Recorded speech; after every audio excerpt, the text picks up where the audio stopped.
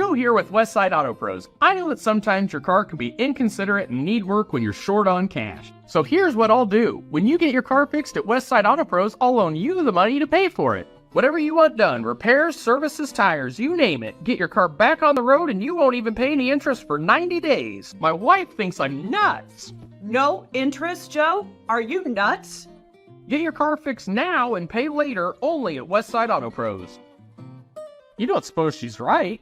Happening now. Truck Month at DeArmond Chrysler Dodge Jeep Ram Ames. America's best full-size truck powertrain limited warranty. 10 years, 100,000 miles. 2025 Ram 1500s. Take 20% off MSRP. Plus 3.9% for 72 months. 2025 Grand Cherokees up to $8,500 off MSRP. 2025 Ram HDs up to $11,000 off. It's all happening now. Truck Month at DeArmond Chrysler Dodge Jeep Ram Ames.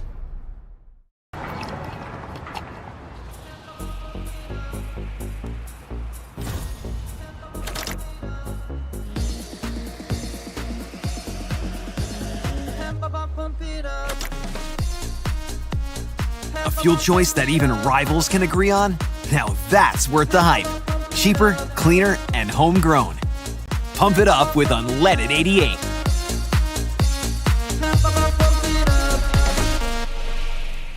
Western lets your UTV power through the storm. The Impact V-Plow and Impact Straight Blade. With the features the pros demand.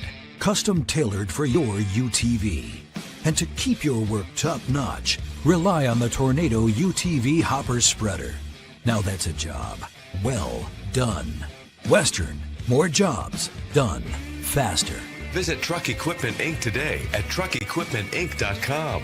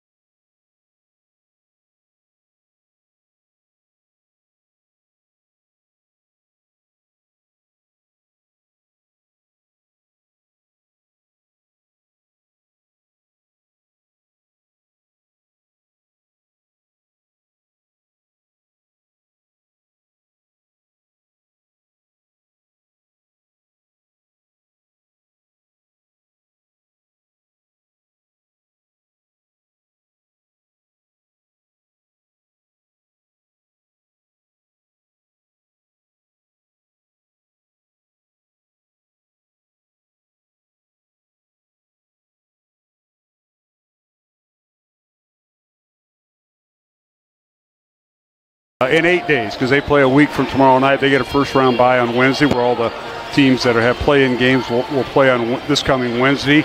Dowling and Waukee Northwest wait till Saturday, and they're both in separate regionals, and we can talk more about that because those just came out yesterday for classes 4A and 5A, and of course the CIML teams are all 5A, so we'll talk more about that. But getting back to this game, the first matchup, as you mentioned, a month ago today, January 13th, a Tuesday night over at Waukee Northwest, and the Wolves got their first ever win over Dowling in girls basketball by defeating the Maroons 43-40. Maroons that went 9-0, won their first 9 games. Waukee in their 5th year as a school, and the Maroons have gotten every game until a month ago. And with Sam Powell and the Waukee Northwest girls with the win, and you look back, and I know I kind of broke that down a little bit. I had way too much time in my hands, I guess. But I guess we both did. But the one thing, everything was pretty even for the most part. Yeah. Dowling out-rebounded Northwest by 12, 30-18. But the big thing was turnovers. 10 turnovers for Dowling and just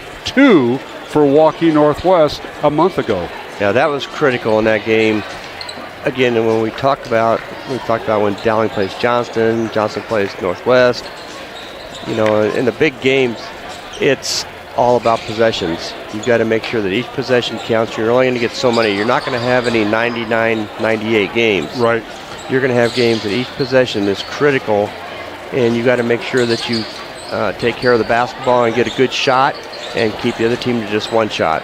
And the Maroons did all the right things except execute, as you mentioned at the end. They even made more free throws than Waukee Northwest attempted, and that's another part of the top 5 things, the keys to a game. Lack of turnovers and shooting more free throws. The other team attempts. Both teams shot 32, 34%. Maroons made one more three-pointer than Waukee Northwest, out-rebounded them, but yet it came down to those turnovers, and you go and start making this stat up, points off turnovers, there's a difference in the game right there. All it takes is 1 or 2 turnovers, and that was the difference in the game in game 1. That's true. You're right. Dowling out rebounded them offensive rebounds 10-3, which was a critical factor, but you got to be able to put those back. If you said the shooting percentages were almost identical for both teams all the way through, and that was indicative of the score it came down to. It was a 1-point game, you know, in the last minute of the game, and they got outscored 4-0. Dowling did in the last minute. So, well, both teams don't have much of a bench that they utilize. Waukee Northwest, they will go with 2 players off the bench predominantly in this contest. Victoria Burbo is one of the young ladies who will come off the bench, and we will see Grace McMahon. Didn't see her in the first meeting, but she will also come off the bench along with Leah Janu-Leverage, number 14. So that's basically the substitution pattern. Waukee Northwest will bring 2, maybe 3 off the bench. For Dowling, they will at least bring 2 off, Tess Carmichael and Olivia Meredith, but the minutes just dictates the game. The starters are going to probably go a lot of minutes for both teams tonight, and rightly so, because both teams are going to have 8 days off, so you can run your starters the whole game if you need to.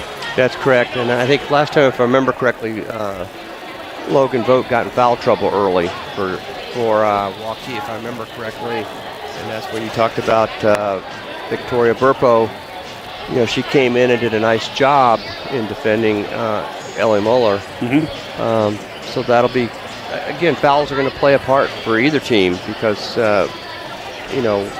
Waukee Northwest has, a 6'2", 6'3", 6'2", kids that they can bring in and at least put hands in somebody's face where a lot of teams haven't been able to do that. Well, Waukee Northwest has won 6 in a row. Their only loss during that stretch to the number 1 team who hasn't lost in 2.5 years, and that's the Johnston Dragons. Dowling has lost to Johnston twice and to Waukee Northwest. That's their 3 losses on the year. And the Maroons come in on a pretty good winning streak. They won 6 out of the last 7 games since their loss to the Waukee Northwest. So it should be a great game. We'll talk a little bit about, we got about a minute here. I'm going to go through the bracket. Dowling knows who they're going to play. They are in Region 3 in Class 5A, and they get the first round bye on Wednesday, February 18th. That night, Lincoln will take on Marshalltown in Marshalltown. The winner of that game will play Dowling on Saturday night, February 21st. That's a week from tomorrow night, 7 o'clock right here at the Dowling Catholic Gym. The other side of the bracket has Waukee at Cedar Rapids Kennedy. Now, Waukee has a 7-0 advantage over Kennedy in previous games. They did not play this year, but the Warriors have dominated that series. Waukee comes in with a record of 6-14. Kennedy, ranked 14th, comes in with a record of 11-9. So the winner of the Dowling versus Lincoln Marshalltown game will take on the winner of Waukee and Cedar Rapids Kennedy. So that's the bracket Dowling has to do. The Maroons are the number 1 seed, so they'll have the home court advantage if they can protect that. For Waukee Northwest, Coach Paul, I just talked to him a little bit about it. They will face the winner of either Des Moines North or Linn-Mar. Those two teams meet on Wednesday, February 18th. The winner plays at Northwest next Saturday, February 21st, 7 o'clock. That winner will play the winner in the bottom bracket, Pleasant Valley and Bettendorf. Bettendorf, the number 15 team, hosting Pleasant Valley, a state tournament and a state championship team. The last team to knock off Johnston, by the way, was Pleasant Valley in the 2024 state tournament. So that is the bracket that Waukee Northwest is in, and Coach Powell liked his draw. I think I would agree with his assessment of that draw. All right, we're going to take a break. We'll take a 1-minute break, come back with our starting lineups, and Mike Burkert will have his keys to the game. It's Dowling and Waukee Northwest, Grove Boy doubleheader. We're at the Dowling Gym. Place is starting to get packed.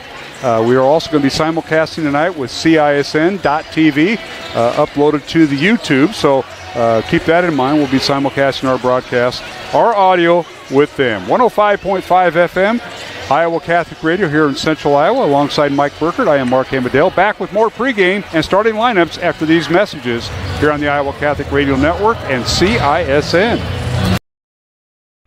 Run, jump, lift, swim, compete, connect, breathe.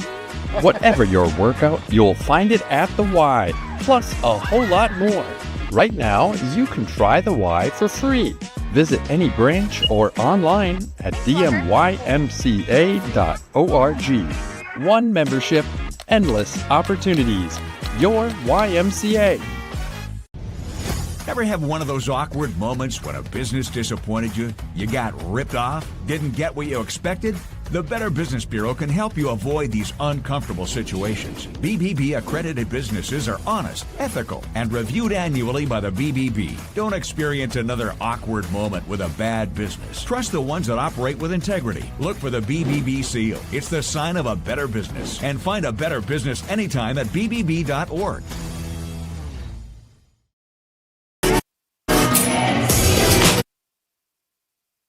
Welcome back to the Dowling Catholic High School Gym here on Iowa Catholic Radio and CISN. Alongside Mike Burkert, I am Mark Amadale. Glad you could join us tonight. The final Friday night of the regular season of the CIML as the girls and boys teams go their separate ways after night. And game one is Dowling Catholic taking on the Waukee Northwest Wolves. And we'll start with the starting lineups for the Wolves. And head coach Sam Powell, in his third year at Waukee Northwest, 45 wins, 21 losses, 18th year overall. He coached at Des Moines East before that, 298 wins and 109 losses. He spent 15 years at Des Moines East. He's assisted by Ben Dewey, Trent Smith, Ty Walsh, and Francis Nagusi. And the Wolves come in with a record of 15-4, ranked second in Class 5A, averaging 61 points on offense, giving up 43 on defense. They'll start at point guard Romy Croat, a 5'9 junior, averaging 14 points, leads the team in scoring, and she'll wear number 32. The other guard is Vanna Billick, a 5'8 senior, averaging 10 points, headed to Winona State, and she'll wear number 22. At one forward, Sadie McCann, a 5'10 sophomore, averaging 13.5 points, and a captain, she'll wear number 12. And the other forward is Logan Boat, 6'2 junior, averaging 5.5 points, leads the team in rebounding with 5.5, she'll wear number 24. And for the Wolves at center, Cassidy Danberg, a 6'1 junior, averaging 3 points, 4.5 rebounds, she'll wear number 34. So Croat, Billick, and McCann are all three captains for this Wolves team. And they're followed in there with Vogt and Danberg. Off the bench, we expect to see tonight for Waukee Northwest, Grace McCann, a 5'9 freshman wearing number 0. Leah Janulevridge, 5'9 junior. wearing number 14, possibly off the bench. And in the post, as Mike mentioned, Victoria Burpo, 6'2 sophomore, averaging 7 points, 4.5 rebounds for the Wolves, who come in winning 6 in a row since their loss to Johnston. And now for Dowling Catholic, the head coach is Kristen Meyer in her 10th year, 184 wins, 61 losses, 75% winning percentage, 16 years overall. She's assisted by Joel Danner and Audrey Faber-Francis, Tom Donahue and Lisa Morrison-Smith, the JV1 coaches, and Jonathan Vanderall and Logan Greiner, the JV2 coaches. The Maroons bring a record of 17-3 into the contest, ranked third in 5A, averaging 16.5 points on offense, giving up 40 points on defense. They will start at point guard, captain Katie Moeller, 6'2 junior, averaging 17.5 points. Shore, number 11. The other guard is captain Maddie Rice, 5'8 senior, averaging 5.5 points, wearing number 25. The third guard is Adrian Sears, a 5'10 freshman, averaging 7.5 points, shore number 31. And the fourth guard is Nikki Moeller, 5'11 freshman, averaging 6 points, shore number 21. And at center, captain Ellie Moeller, 6'3 senior, headed to the University of Missouri next year, leading scorer and rebounder, averaging 17.5 points and 12.5 rebounds. So that is the tell of the tape for both teams. As we get set, Mike Burkert, quickly some keys to the game before we go to our break. Yeah, I think Dowling, we talked about, needs to limit their turnovers and handle the pressure. We talked about the turnovers from the last game. They need to recognize the defenses and attack accordingly. Expect a little bit of a zone coming out of Waukee Northwest. They need to rebound, block out. They had a rebounding advantage in game one. They need to limit the second chances and attack offensive rebounds. And it's going to come down to a game of possessions. They're going to have to make sure that they make those count. All right, we'll take a break. We'll have Dr. Dan Ryan, the president of Dowling Catholic High School, and our pregame prayer with Father Reed Flood. And we'll be back with Dowling and Waukee Northwest from the Dowling Gym on Iowa Catholic Radio and CISN. Hi, this is Chris from Fireplace Superstore. And if your old fireplace isn't giving you everything you want, you need to come see us so we can show you Heat & Glow's industry-leading gas fireplace inserts. A Heat & Glow gas insert will convert your old wood burner into a high-efficient gas fireplace that's easy to use and will warm your house. Come see us soon and get on the schedule for this winter's installations. For the best selection of fireplaces in the state of Iowa, come see Fireplace Superstore, just west of Homeacres on Douglas Avenue. Run, jump, lisp, swim, compete, connect, breathe. Whatever your workout, you'll find it at the Y, plus a whole lot more. Right now, you can try the Y for free. Visit any branch or online at dmymca.org. One membership, endless opportunities. Your YMCA. Free Godfather's Pizza begins with the download. Order through my new online ordering app and start earning free pizza and sides. It's easy. Download the Godfather's Pizza online ordering app today. Do it.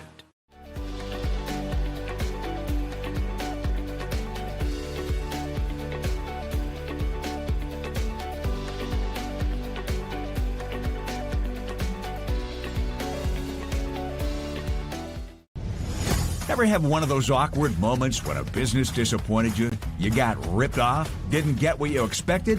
The Better Business Bureau can help you avoid these uncomfortable situations. BBB accredited businesses are honest, ethical, and reviewed annually by the BBB. Don't experience another awkward moment with a bad business. Trust the ones that operate with integrity. Look for the BBB seal. It's the sign of a better business. And find a better business anytime at bbb.org.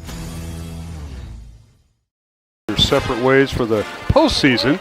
Alongside Mike Burkert, I am Mark Amadale. Glad you could join us as we have Roman Wilkham, our studio producer for Iowa Catholic Radio, back at the Iowa Catholic Radio studios. And directing our program tonight, we appreciate the folks here at with CISN as they have done a great job as we kind of piggyback with them on some of the broadcasts. And our thanks to our camera operators tonight, Marion Bailey and Samantha Nord, and our thanks to Aaron Bandy, who is our director tonight. So we appreciate them. Waukee Northwest on the court. They're in their road black uniforms with blue numbers and white border, and Dowling in their home white uniforms with maroon numbers and maroon letters. And we're underway. Dowling going right to left. You're watching on Iowa on CISN. headed to the south basket, and that is Katie Moeller with it. Underneath the basket, gets over in the corner to Maddie Rice. Rice now tied up, now off to Moeller. Katie with it. It's in the corner. Now Rice dribbles baseline, tries to get underneath, and the ball is knocked out of bounds off of Waukee Northwest. Mike Burkert with 11 on the shot clock. Maroons with the ball underneath. Yeah, Waukee has come out in a very aggressive man-to-man defense, putting a lot of pressure on the ball handler, making it difficult for Dowling to get their passes in. All right, here's Sears with it, dribbling baseline, puts up a shot off the glass, left it short, ball slapped around and rebounded by the Wolves. So the other way we go, Waukee Northwest in the front court, and that was Romy Croat with the rebound. Now they run their dribble weave. There's Danberg with the handoff to Billick. Now she hands it off to Croat. Now they kick it up top, a long three up, in and out, no good, and a rebound Dowling on that miss by Logan Vogt. Dowling with the ball, they work it into Ellie Moeller, right elbow. A power dribble in the lane, shot off the glass, no good, and a foul on Vogt. So the Maroons attacking the glass early. And the first foul of the ball game on Cassidy Danberg, and free throws for Ellie Moeller here, Mike, as Dowling attacks the glass. Yeah, Dowling got, they spread the floor out that time effectively to keep the pressure off the ball. We were able to get the ball into Ellie and through the foul. First free throw no good, second one on the way, good. So Maroons take the early lead, 1-0. Over Waukee Northwest. The Wolves with Sadie McCann, Vanna Billick, Logan Vogt, Romy Croat, and Cassidy Danberg, the five on the floor. There's Croat. Little handoff.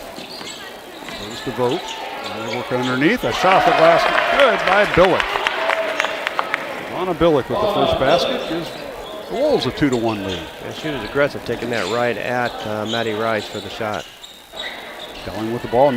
Nikki Moeller now to her sister Ellie at the free throw line.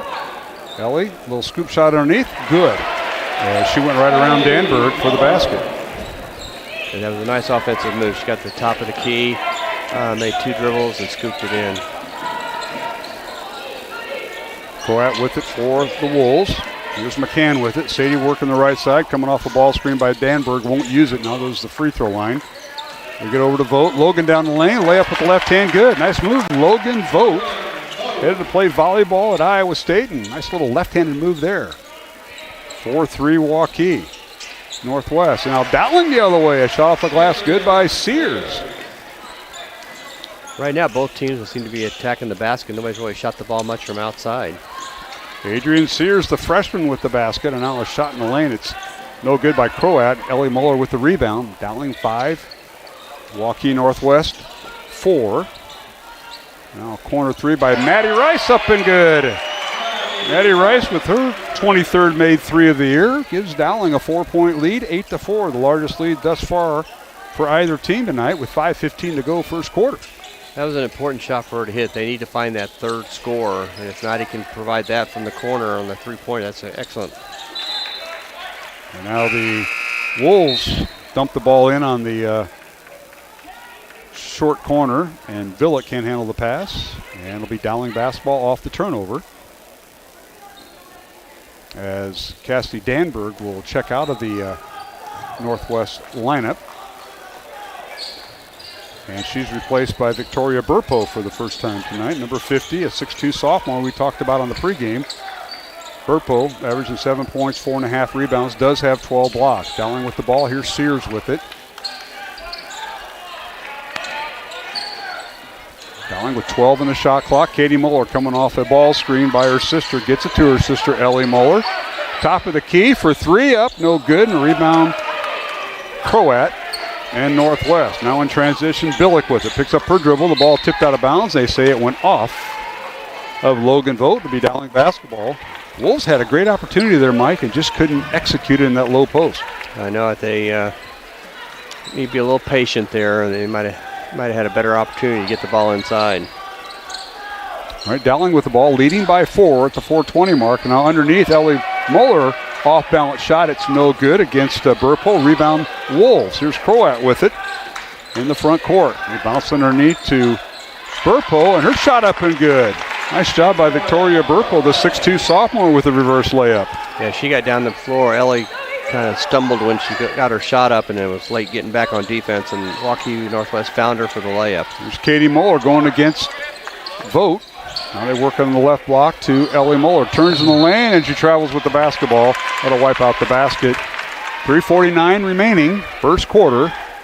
8-6, Dowling Catholic with the lead over Waukee Northwest. Both teams #1 seeds in their respective regionals. Waukee ranked second, Waukee Northwest ranked second, Dowling ranked third in the final rankings for Class 5A during the regular season. Wolves with it. Here's Croat, a catch and shoot, top of the key for three, and it's good. Romy Croat with her first three of the night, and she's got her 27th of the year, and the Wolves take the lead by one, 9-8. That's the third or fourth lead change tonight. Here's Muller underneath, layup good. She got around Burpo that time for the basket. Ellie Muller with her 5th point. Yeah, that was a nice quick move that she made, and again, the underhand scoop right by her. I think the first step was a big key there. Once she caught the ball, she was already making that step and pivot with that left foot from the right block. So Dowling with the lead, 10-9, another lead change, and now the ball goes out of bounds. On the pass over to Logan Vogt will be Dowling Catholic basketball, as Leah Jania Leverage checking in, number 14, for the first time tonight. So we've seen Coach Sam Powell go to his bench early here in this first quarter. Grace McCann may get in, as she is scheduled to be part of that rotation. We'll see. Dowling with the ball underneath, beautifully posting up Ellie Muller and getting the pass from Maddie Rice with the assist. Muller with her 7th point. That was a nice set that they had. They did a low baseline screen for Ellie coming across and got the pass from Maddie, able to lay it in. Dowling by 3, 12-9 over Waukee Northwest. 2.5 minutes remaining first quarter here on the Iowa Catholic Radio Network and simulcasting with CISN. Dowling has yet to get their bench involved. They made the next dead ball, and now here is McCann for 3, and the ball was partially blocked in the hands of Dowling and Ellie Muller. Here's Katie Muller dribbling baseline, double team, kicks it back out to Rice. Over to Sears, catch and shoot for 3, and it's good! Rolled around and fell through. Sears with her 19th made 3 of the year, and Dowling out to a 6-point lead, their largest of the night. With the 2 minutes remaining, 15-9 Maroons. Now the Wolves working inside it. And the ball's tipped out of bounds. We got a 30-second timeout called by Sam Powell and the Waukee Northwest Wolves. With a minute 53 remaining first quarter, Dowling 15, Waukee Northwest 9. Alongside Mike Burkert, I am Mark Amadale. As I want to recognize some of our supporters of Iowa Catholic Radio, and with us all season long, they include Bows and the Florist. By the way, tomorrow is Valentine's Day. Bows and the Florist, bosun.com. Get your orders in, guys. Ashworth Vision Clinic, Iowa Wealth Management, and Construction Professionals. All right, Mike, we'll turn it over to you. Your thoughts on this first quarter? We got about under 2 minutes remaining. I think Dowling's done a nice job of finding the open person, setting some nice screens for Ellie to get to the basket. And their defense, they've stepped it up. Waukee's had 3 turnovers in their first 10 possessions, which has been untypical of them. So our officials tonight, Chris Lynch, Tyler Brady, and Michael Johnson for this girl-boy doubleheader. Wolves inbound the ball. Jania Leverage works the right side, guarded by Rice. Gets it out top to Vogt. Logan with it on the dribble. Now gives it back to Billick.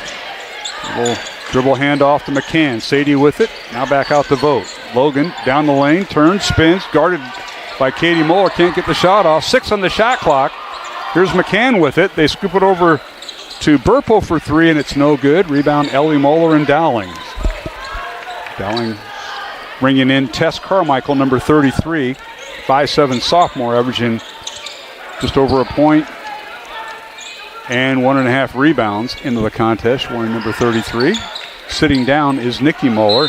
Now here's Ellie at the right elbow, and she is fouled by Burpo, and that is her first foul, and that'll be team foul number 2 on the Wolves with 68 seconds remaining. Dowling with the ball. Mike, out of bounds. Yeah, that was a foul I don't think Waukee Northwest really wanted. That was just contesting the pass at the top of the key. And now Katie Muller's pass is deflected and stolen away by Logan Vogt. The Wolves the other way off the turnover. Logan with it, looking right, now throws left. Over to Billick on the baseline, now dribbles in the lane, spins, shot up and good. Nice move by Billick. Ivana Billick headed to Winona State. That's a nice spin move to her left and left-handed layup off the glass. She has 4 points to lead Waukee Northwest in scoring. 15-11, Dowling by 4, and the basketball going right to left in front of us. Now in the corner is Rice. Maddie dribbles baseline, gets it over to Carmichael. She'll launch the three. Good! Off the bench, Tess Carmichael with her 4th made 3 of the year. And the Maroons increase their lead to 7, 18-11, their largest lead of the night with 15 seconds remaining. Shot clock turned off here in the final stages of the first quarter. Here's Jenya Leverage for 3. It's no good. And a rebound, Ellie Muller. 5 seconds remaining. Muller with it. Right side goes down underneath and a shot up and good against Burpo. Ellie Muller scores at the horn, and she has 9 points. And we've come to the end of the first quarter here at the Dowling Catholic Gym in West Des Moines. Our score, Dowling 20, Waukee Northwest 11, in this battle of 2 of the top 4 teams in Class 5A. Back in 1 minute along the Iowa Catholic Radio Network and CISN. Joe here with Westside Auto Pros. I know that sometimes your car can be inconsiderate and need work when you're short on cash. So here's what I'll do. When you get your car fixed at Westside Auto Pros, I'll loan you the money to pay for it. Whatever you want done, repairs, services, tires, you name it. Get your car back on the road and you won't even pay any interest for 90 days. My wife thinks I'm nuts. No interest, Joe? Are you nuts? Get your car fixed now and pay later only at Westside Auto Pros. You don't suppose she's right?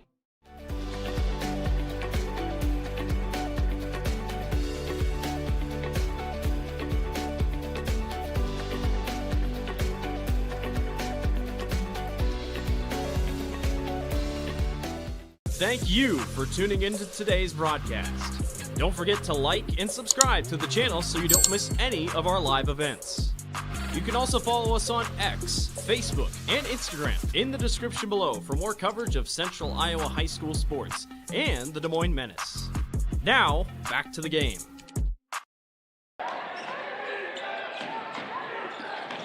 In West Des Moines, Friday night, girls and boys basketball. Waukee Northwest with the basketball first, and they turn it over. Steal by Tess Carmichael, who had a 3-pointer right at the end of the first quarter. Dowling leading 20-11. The Maroons 1 of 2 from the free throw line in the first quarter. Waukee Northwest yet to score. And now the Maroons attempt a shot. It's no good, but Tess Carmichael gets a start in the second quarter. Offensive rebound and a brand new shot clock for Dowling, Mike. Yeah, she's giving them a nice spark off the bench here. Both offensively and defensively. Usually it's on defense, but hitting that 3 was huge. Here's Maddie Rice, 3-pointer in the corner, no good. Ellie Muller, offensive rebounder, put back up, left it short. Ball slapped around and into the hands of Northwest as Billick comes away with it. Now a corner 3, in and out, no good by Logan Vogt, and a rebound Dowling and Ellie Muller. 20-11. Dowling's largest lead was at the end of the first quarter. Muller underneath. Her shot up and no good. Good defense that time by Cassidy Danberg. Danberg and Burpo have been rotating on Ellie in the post. And now in transition, pull-up jumper good by Ivana Billick. And that is her first 3-pointer of the night, and she has 7 points. It's her team leading 37th made 3. And it's 20-14. Dowling Catholic by 6 over Northwest. Maroons in the front court, right to left in front of us. Here's Carmichael over to Katie Muller. Wolves stay man-to-man. Get it to Ellie Muller, this time guarded by Vogt. They rotate it over to Carmichael, and now to Katie Muller. Pull-up jumper from 15 on the baseline, no good. Fight for the rebound, and there she is. Tess Carmichael with the offensive rebound. Over to Maddie Rice, a catch and shoot. 3, it's good! Maddie Rice with her second made 3 of the night. She's got 6 points and her 24th of the year, and Dowling up by 9, 23-14, matching their largest lead here, Mike. Yeah, it's been interesting. You've got almost 10 minutes into the game, and Katie Muller's taken 2 shots and hasn't scored, and they're up by 9 points. Billick launches a 3, missed everything but the backboard. Rebound out to Dowling. Maroons by 9. The Wolves come in with a 6-game winning streak after their loss to Johnston, and now a long 3, no good by Ellie Muller, but offensive rebound. Dowling and Katie Muller. Shot clock did not reset. Here's Katie with it between the circles, guarded by Logan Vogt. Now they work the right elbow. Get it over to Ellie Muller, who this time is on the baseline. Now a long three by Katie Muller, no good, and Ellie Muller goes up and pulls it in and draws the foul. So an offensive board, I think 2 of them right there, Mike, and a foul on Logan Vogt, her first. As they reset the fouls here in the second quarter. Yeah, in the first quarter, Dowling was 8 out of 11 from the field for 73%.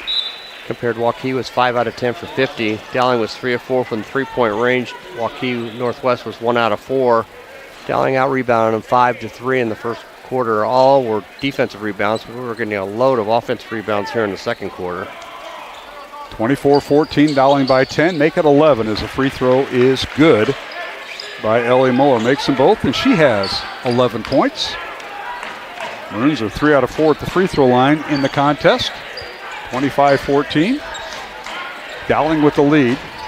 And Waukee Northwest with the basketball. Here's Billick with it. Goes to the basket from the left side.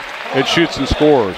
Nice quick move that time by Vonna Billick for the Wolves, and she has 11 points.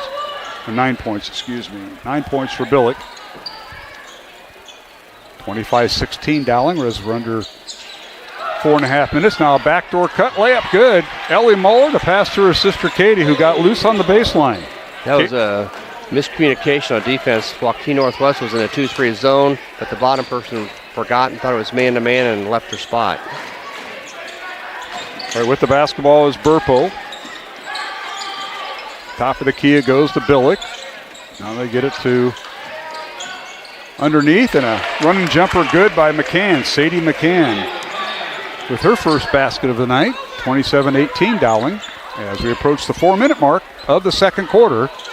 Place starting to get packed here at the Dowling Gym on this girls and boys basketball doubleheader. And now underneath is Sears, and her shot up and good. And Mike, you talked about it in the pregame, complimentary players. There's one of them. Adrian Sears. We've seen Tess Carmichael step up. Those are important for the Maroons for their success. It is, especially since they've kind of shut down Katie so far. They're getting good contributions from other folks tonight. Sears with 7 points, 29-18, Dowling by 11.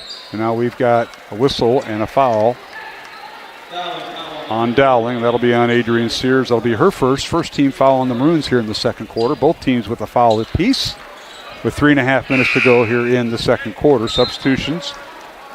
Tanya Leverage checking in along with Logan Vogt for Waukee Northwest. Grace McCann was in there briefly, and now she'll take a seat on the bench along with Burpo. And I think the Wolves are back to their starting 5. All right, here's Billick. Pull-up jumper. Good. Croat. Pull-up jumper, right elbow. She has 5 points. And it's 29-20. Dowling's lead now 9. Katie Muller, double team. Now picks up her dribble, gets to Sears. Adrian lost the basketball and stolen away by McCann. A hustle play by McCann. Lead pass goes to Croat, and she can't handle the throw as it was overthrown. It'll be Dowling basketball and full court pressure here by the Wolves. Grace McCann will check in and give Billick a breather with under 3 minutes to play. Halftime, we'll catch up with Dowling boys basketball coach Justin Einerson. We'll preview the Dowling and Waukee Northwest boys game, which follows right here on the Iowa Catholic Radio Network. All right, here's Katie Muller at the free throw line, guarded by Janya Leverage. Now in the corner, underneath they work to Ellie Muller. Her shot up and good. Got the assist from her sister Nikki, and the basket is good by Ellie. She'll have a chance for an and one. Fouls on Logan Vogt, her second.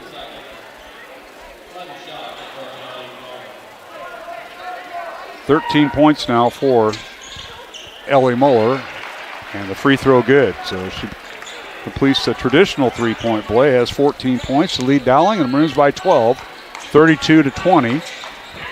Dowling's largest lead of the night, with 2:30 remaining here in the second quarter from the Dowling Catholic Gym here in West Des Moines. Glad you could join us. Alongside Mike Burkert, I am Mark Amadeo. CIML Class 5A girls basketball, the final regular season games for both these teams. They have 8 days off before they open up the tournaments. And now a long three good by Sadie McCann. She got herself set, got her Shoulder squared, and McCann with 5 points, and that is her 22nd three of the year, Mike, and a nice play that time by the Wolves. It was a nice offensive set to get a 3-point shot there. Now Vogt causes the steal. Dowling with the turnover, and Vogt has the basketball. Overplaying the passing lane that time was Logan, and she has the basketball. Dribbles baseline against Ellie Moeller, and the shot is blocked out of bounds. It'll be Dowling basketball. Logan attacked the glass, and Ellie got the block shot. Bruins facing full court pressure here. And some of the folks behind us might not agree with that call, but I think it was a good call. You're not talking about the boys basketball coach back here, because he's always looking for that call. Yeah, he's quiet. He just does observing. Oh, he's quiet now because he's not in the Tom Donahue media zone. That's why he's quiet. Wait till that all changes. When they get in front of those chairs, they're a different person. All right, Dowling breaks the press. Ellie Moeller, top of the key with it. Minute 35 to go in the half. We were kidding about is Justin Einertson, the Dowling boys coach, is down here to watch this girls game. Place is filling up. Keep looking, and the balcony's getting full. The bleachers filling behind us. Great crowd for a Friday night to watch two of the top 5 teams in both girls and boys basketball. 6 on the shot clock. Backdoor cut, layup is good by Maddie Rice. The assist to Ellie Moeller. A nice backdoor setup there.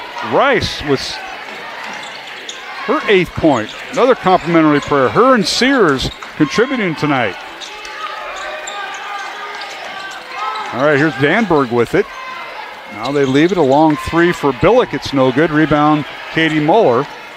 Katie held to 2 points thus far, but everybody else is stepping up for the Maroons. Katie is second leading scorer on the Maroons and has held to 2. And now Katie underneath, shot off the glass, rims out, gets her own rebound to put back up, and no good. Can't buy a basket all of a sudden for Katie. Rebound Northwest. Wolves with it in the front court. Here's Croat with it. Guarded by Nikki Muller. 23 on the shot clock, 25 on the game clock. 2-second differential. Now underneath, and a shot off the glass up and good by Cassidy Danberg. Nice smooth shot by Cassidy, the 6'1 junior. Her first 2 points. Full court pressure by the Wolves, and a whistle in the backcourt foul on Katie Muller as Sears' pass was deflected there. Mike? Yeah, I think that was one she'd want to hold on to next time. Wanted to go for the last shot. You have 10.3 seconds left, and now they're going to Waukee get the last shot and a half here, most likely. They have the last possession, at least starting out. 10 seconds remaining. Wolves with the basketball, both teams with 2 fouls each. Dowling's got fouls to give if they need them. Now here is Croat with the step back 3. Good. Romy Croat. That'll end the first half of play here at the Dowling Catholic Gym. Our score, Dowling Catholic 34 and the Waukee Northwest Wolves 28. Alongside Mike Burkert, I am Mark Amadeus. A note to our stations, we'll take a 2-minute break on Iowa Catholic Radio and CISN as our halftime score, Dowling Catholic 34, Waukee Northwest 28. Back in 2 minutes along the Iowa Catholic Radio Network and CISN. What if you could make a priceless difference in your community for as little as $5? With the Des Moines Catholic Worker House, you can. For nearly 50 years, the Des Moines Catholic Worker House has given the homeless and low-income community a place to feel welcomed. With your support, we could turn 3,000 free meals each month into 4,000. We could build a brand new warming and cooling center in our future facility. We could provide more hygiene products, more clothing, and more hope to those who need it most. Feed the hungry, clothe a neighbor, and spread your generosity throughout Des Moines by scanning the QR code on the screen right now. Donate online via PayPal or mail a check to make a priceless difference in your community today. Thank you so much for your support.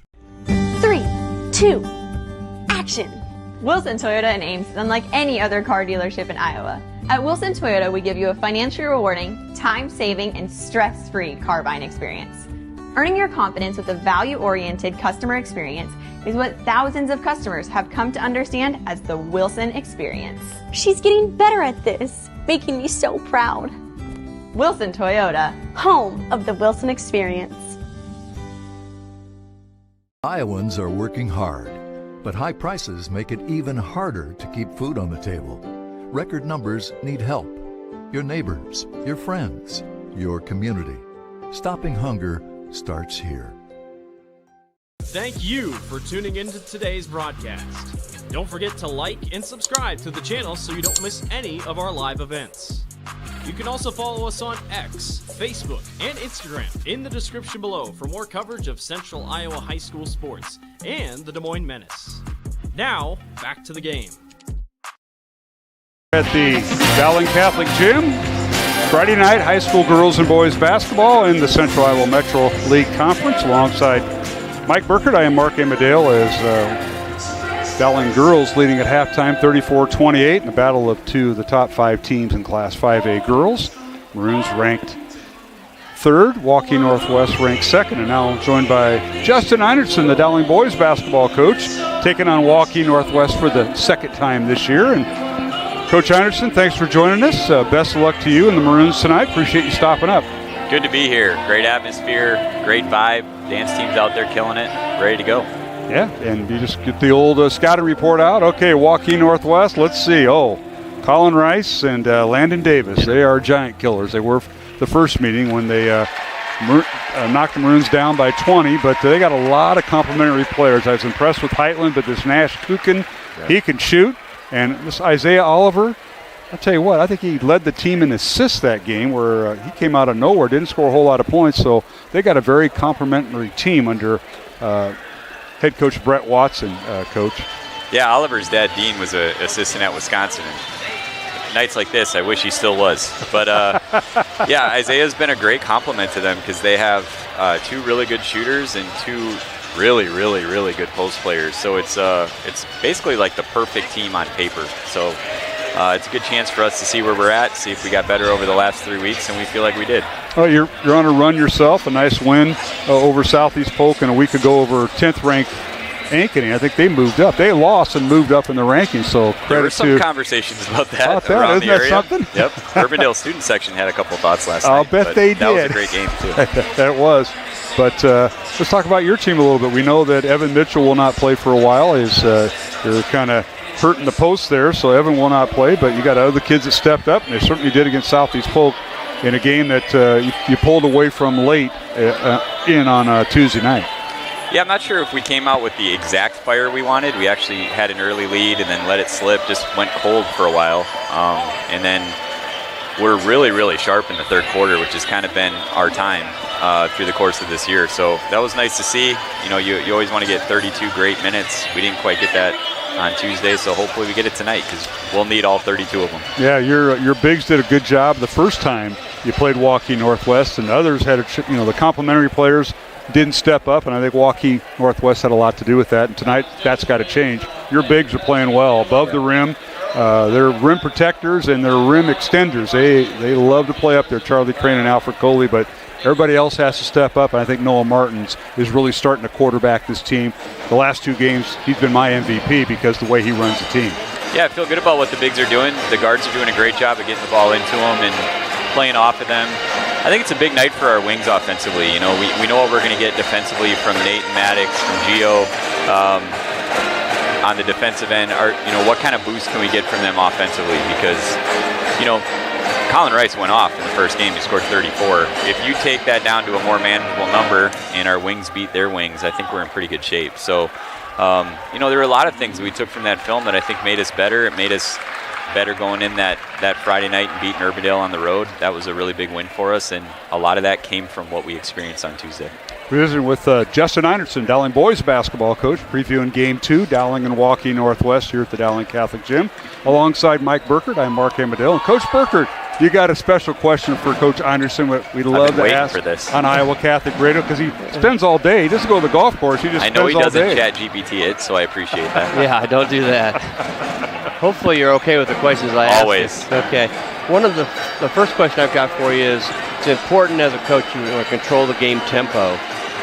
What is kind of your thoughts or philosophy? Do you do it with offensive sets or kind of defensive strategy like a pass or, a press, half-court trap, switching up defenses? Defensively this year, we've been pretty straightforward.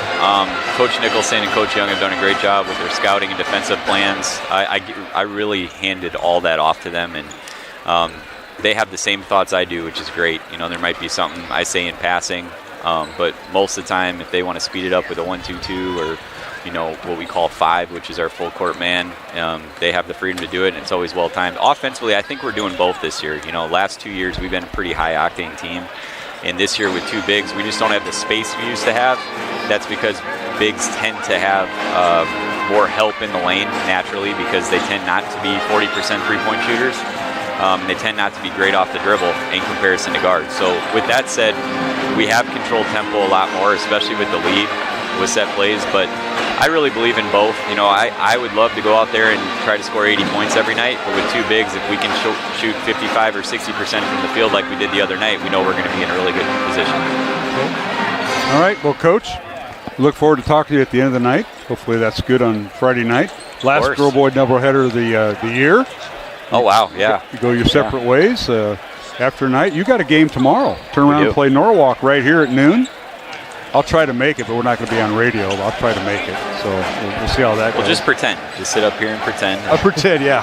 No, they'll sell this booth here. This will be sold. It'll be probably somebody wanted at an auction, you know. At Dowling. I hope so. We could use a nice Saturday crowd. Norwalk's very tough as well, and I tell you what, as soon as we turn the page of this one tonight, we'll be moving straight over there. And you're turning the page because your brackets for Class 4A come out Monday, so this game tonight and tomorrow's game against Norwalk counts for everybody, so it's very important. Yeah, for sure. I mean, this one is against one of I think, the best team in the state. But then Norwalk has been hovering around that top 10. So both games are very important as far as Monday's concerned. But right now we're just focused on tonight. We'll turn it over when it's time. All right, Coach. Thank you. Appreciate it. Thank you.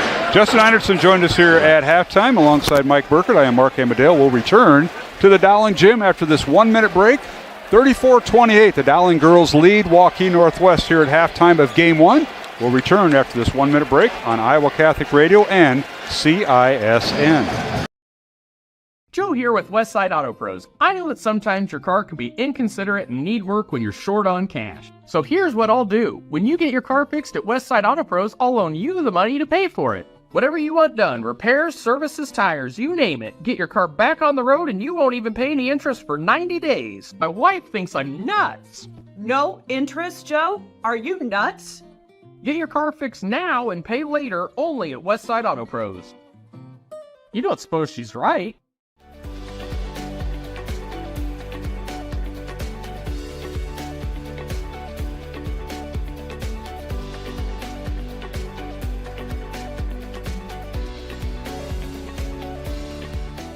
Thank you for tuning into today's broadcast. Don't forget to like and subscribe to the channel so you don't miss any of our live events. You can also follow us on X, Facebook, and Instagram in the description below for more coverage of Central Iowa high school sports and the Des Moines Menace. Now, back to the game. All right, we're back here at the Dowling Catholic Gym here in West Des Moines. Alongside Mike Burkett, I am Mark Amadale, just about ready for the second half to start. Our next break, we will get our top 10 in Class 5A rankings that came out on Wednesday, February 11th, just a few days ago, so we'll get those. Brackets are already out. Dowling with the ball first. They work underneath the Moeller. Pass is overthrown. She retrieves it, gets the ball up, and no good. Offensive rebound, Ellie Moeller, and drew the foul. That foul will be on Croat with her first foul. First team foul on the Wolves here in the second half. Dowling 34, Waukee Northwest 28. Muller's first free throw, no good. Ellie had 14 points in the first half and went 4 of 5 at the free throw line. Second free throw, no good. Missed them both. And the rebound, Waukee Northwest and Cassidy Danberg. Gets it to Croat. Romy dribbling up the floor. Gets it to Vogt. Now back to Croat. On a cut, here's McCann with it. Dribbles at the free throw line. Down the lane with the left hand. Loses out of bounds. And it'll be Northwest basketball, I believe. Wolves were led in the first half by Vanna Billick's 9 points. Romy Croat with 8 points.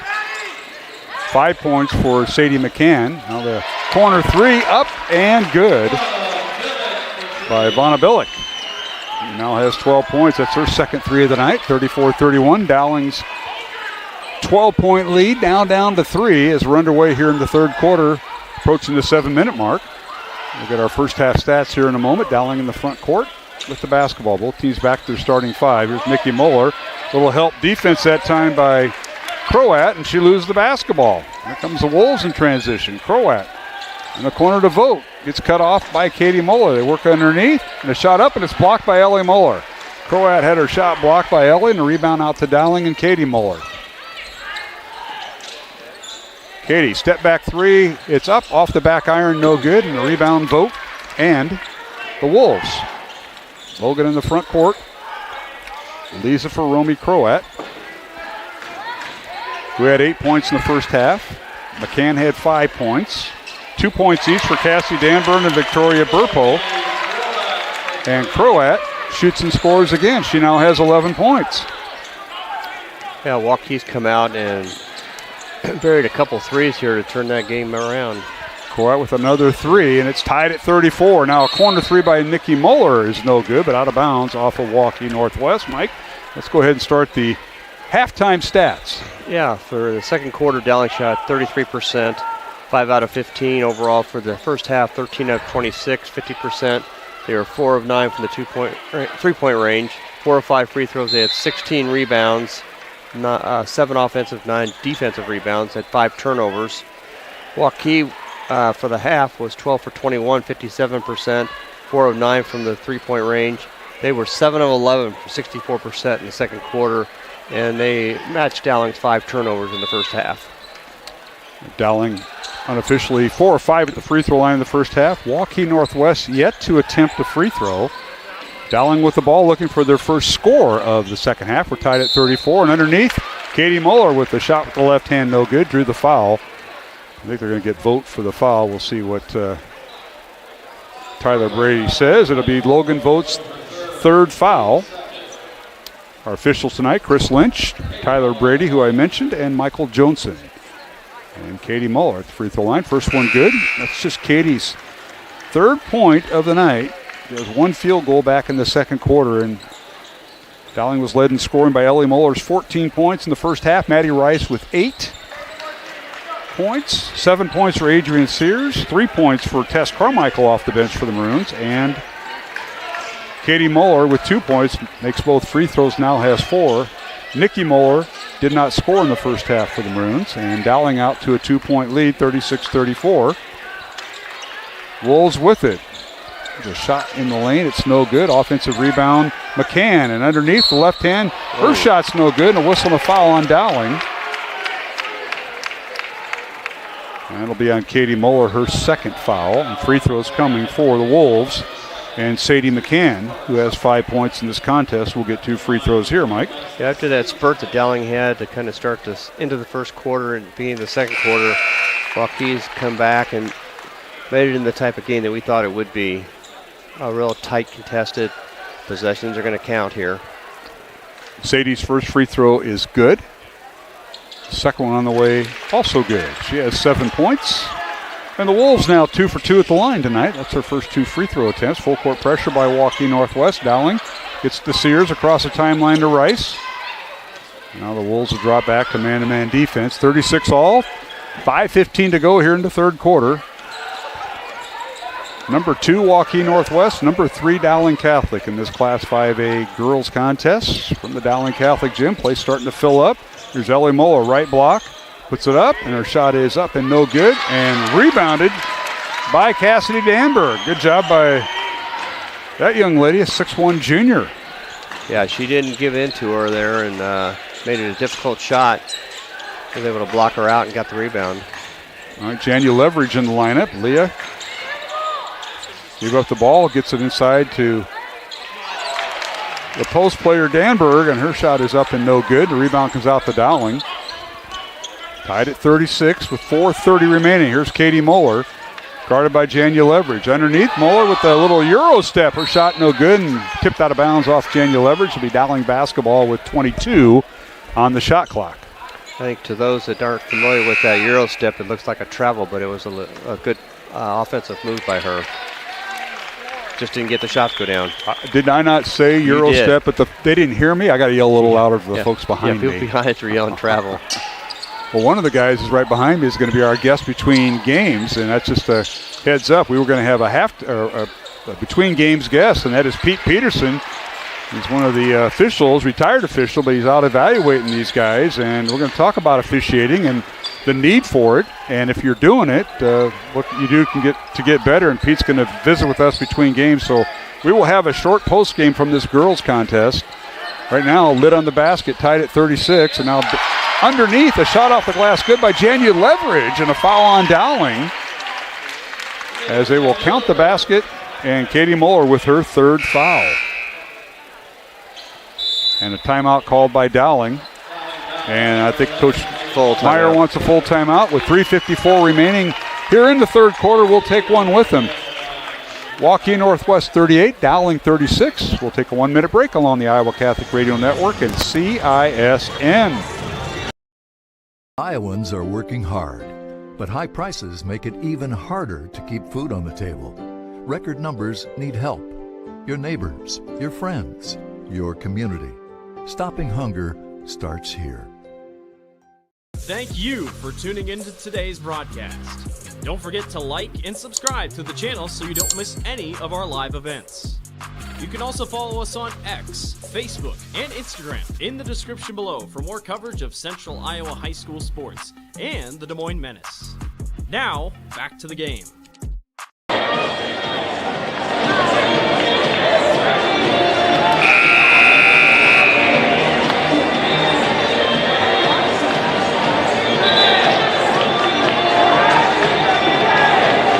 Locations in Des Moines, West Des Moines, Coralville, and Ankeny. Skeppington's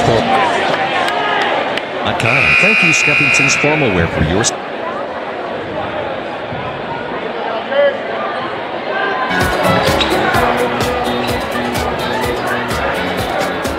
Welcome back to the Dowling Catholic Gym here in West Des Moines alongside Mike Burkett. I am Mark Amadale. Free throws coming for Janya Leverage, and she hits the free throw to complete the traditional three-point play. She has 3 points off the bench tonight. 39-36, Waukee Northwest by 3 over Dowling. Maroons have it in the front court, left to right in front of us. Dowling in their home white uniforms, maroon trim. And on the baseline, Maddie Rice tries to get the pass over to Nikki Muller, and shot, ball knocked out of bounds. There you go. My scouting reports to my granddaughter, and she's taking my marker, so I'm done for the night. Here you go. I got one. All right, Dowling with the ball, and now a pass over to Nikki Muller. Saves it from going out of bounds. Nikki dribbles baseline, puts up a shot, good. Right over Vanna Bullock. That was a big shot by Katie there. They needed that offensively. They looked a little disjointed there, but she was able to... And she's playing with 3 fouls. Yes. 39-38, Waukee Northwest. Underneath is Burpo, who's in there. Her shot's no good, and Tess Carmichael with a rebound. A traveling called on Carmichael. Couldn't get to a jump stop, and there's Janya Leverage right around her, causing the mix-up. Substitution, they're going to take Maddie Rice out of the lineup and replace her with Sears. So Adrian Sears in the Dowling lineup, number 31. That'll be Carmichael, Sears, Nikki Muller, along with her 2 sisters, Katie and Ellie, for Dowling. Wolves inbound the ball, Croat with it. Romy on the dribble, guarded by Tess Carmichael. Gets it to Danberg. Now to Billick. Back to Croat. Now they work the right side. Underneath the Danberg. Her shot too strong off the glass. Rebound Dowling and Ellie Muller. One and done is Waukee Northwest. Wolves by 1. Dowling with the ball. 2:40 remaining. Third quarter. Here's Ellie Muller. Underneath against Danberg. Shot is blocked. Great move by Danberg. And Ellie lost her balance and had her shot blocked. Wolves in the front court. Here's Croat with it. Lisa for Grace McCann, who's in there. As both McCann sisters are now playing. Now underneath is Sadie McCann. Gets it out to Danberg for 3. It's no good. Rebound slapped around and picked off by Northwest. Layup good. That's Sadie That's Grace McCann with the basket there, Mike. That was a nice hustle play by her to get the rebound and got her right back. Left-handed layup back in. Yeah, she didn't hustle back down, and she stayed back. And now underneath, Katie Muller's shot is blocked by Croat, but she drew the foul, and that'll be Romy's second foul. And free throws coming for Katie Muller. With 1:54 to go here in the third quarter, Dowling and Waukee Northwest. The Wolves lead by 3, but 2 free throws coming for Dowling.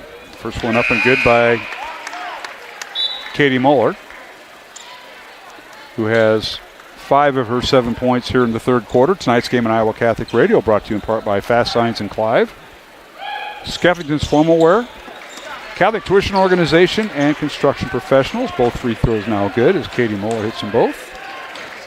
She has 8 points, and it's 41-40, Northwest by 1. Waukee Northwest won the previous meeting back on January 13th, a month ago, 43-40 at the Northwest Gym, and this is the rematch. Both teams will have 8 days off. They both get a bye, and they will be playing a week from tomorrow in the semifinals of Class 5A. And now a shot up and no good. Rebounded by Ellie Muller and Vonna Billick, and a tie-up, and it'll be possession arrow Northwest.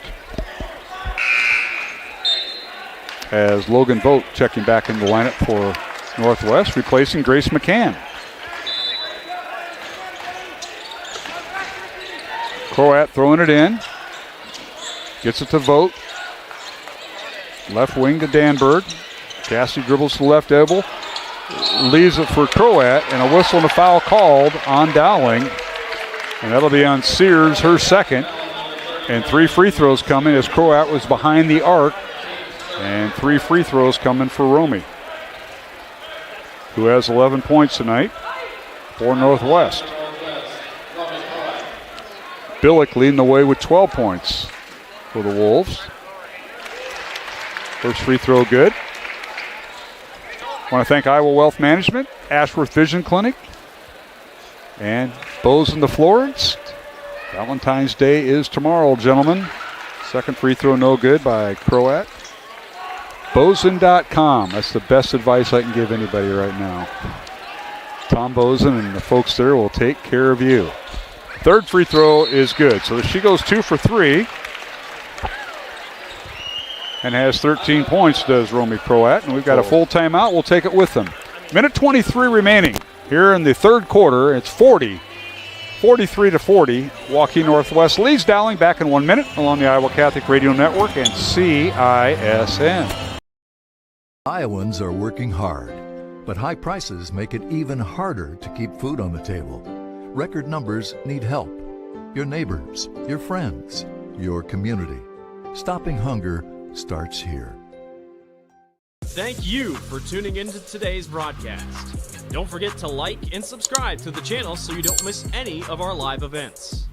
You can also follow us on X, Facebook, and Instagram in the description below for more coverage of Central Iowa high school sports and the Des Moines Menace. Now, back to the game.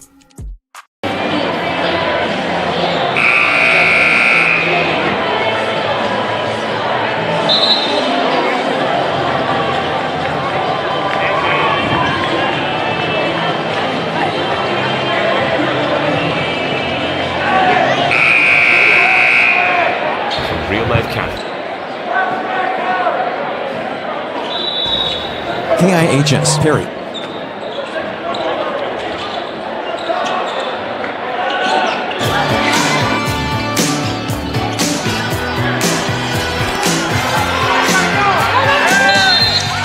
And we're back here at the Dowling Catholic Gym in West Des Moines out of the timeout. Dowling with the steal on Waukee Northwest possession, and then the Maroons get it across timeout. Another timeout here, Mike. We'll keep it here. Well, what happened was Waukee Northwest put the full court press on after the timeout, and Dowling just couldn't get the ball to the floor, and as it was going to hit the 25-second mark, Coach met the referee out about half court calling timeout. 26 on the shot clock, which means when it goes to 25, that's a 10-second count. Yeah. And Coach Meyer saw that and called the timeout, so that's why it was burnt. If we were coming out of the break. Yeah, Dowling struggled with getting the ball up. Sears stumbled with it in the corner there. Now the new 10 seconds, so that helps. That's true. Dowling jumped out to a 20-11 first quarter lead. Northwest came back. They outscored Dowling 17-14 in the second quarter, as Maroons led 34-28 at halftime. This has been a great fourth quarter for Northwest, and now we've got another timeout called, I believe. It was an inadvertent whistle. Oh, inadvertent whistle by, the officiating crew. So he thought that coach called timeout, and he stopped the play. So we have 1 minute and 7 seconds remaining here in the third quarter. 23 in the shot clock. They're going to give the ball back to Dowling. I don't know if they're going to do anything to the clock or the timer, but it's an inadvertent whistle and just a stoppage, I'm guessing. I had to take my earphones off to listen to what he's saying here. Well, they're talking to the right guy. Todd Crandall's the rules expert. At least he is in football. I don't know about basketball, but what's that? They're not putting any time on the clock. So no, they actually took it off. 2 seconds. 2 seconds. All right. All right. The Maroons inbound the ball. 20 on the shot clock. And we're approaching 1 minute remaining here in the third quarter. Here's Katie Muller coming off the ball screen. Tries to kick it over in the corner to Rice. It's stolen away by Croat. Romy with it in the front court. Gets it off to Vogt. Logan back to Croat. And Dowling will have an opportunity to have maybe the last possession of the first half. Croat with it, coming off a ball screen by Vogt. Skips it over to Danberg, now to Vogt. Wolves running their offense, 13 on the shot clock. Croat coming off a ball screen by Vogt, nearly lost it. Gets it over to Vogt, she'll launch the three in the corner, it's no good. And the rebound Sears. And the Maroons have it with 22 on the shot clock, which is turned off. So 22 seconds remaining in the third quarter. And Waukee Northwest leads by 3, 43-40 over Dowling. Packed house here at the Dowling Catholic Gym. The final girl-boy doubleheader. Here's Muller underneath. Ellie with the shot, no good. And the rebound, Croat. She'll launch it at half court. It's no good. And we have come to the end of the third quarter. From the Dowling Catholic Gym, it's Waukee Northwest leading Dowling 43-40. We'll be back with the fourth quarter in 1 minute along the Iowa Catholic Radio Network and CISN. Run, jump, lisp, swim, compete, connect, breathe. Whatever your workout, you'll find it at the Y, plus a whole lot more. Right now, you can try the Y for free. Visit any branch or online at dmymca.org. One membership, endless opportunities. Your YMCA. Ever have one of those awkward moments when a business disappointed you? You got ripped off? Didn't get what you expected? The Better Business Bureau can help you avoid these uncomfortable situations. BBB accredited businesses are honest, ethical, and reviewed annually by the BBB. Don't experience another awkward moment with a bad business. Trust the ones that operate with integrity. Look for the BBB seal. It's the sign of a better business. And find a better business anytime at bbb.org.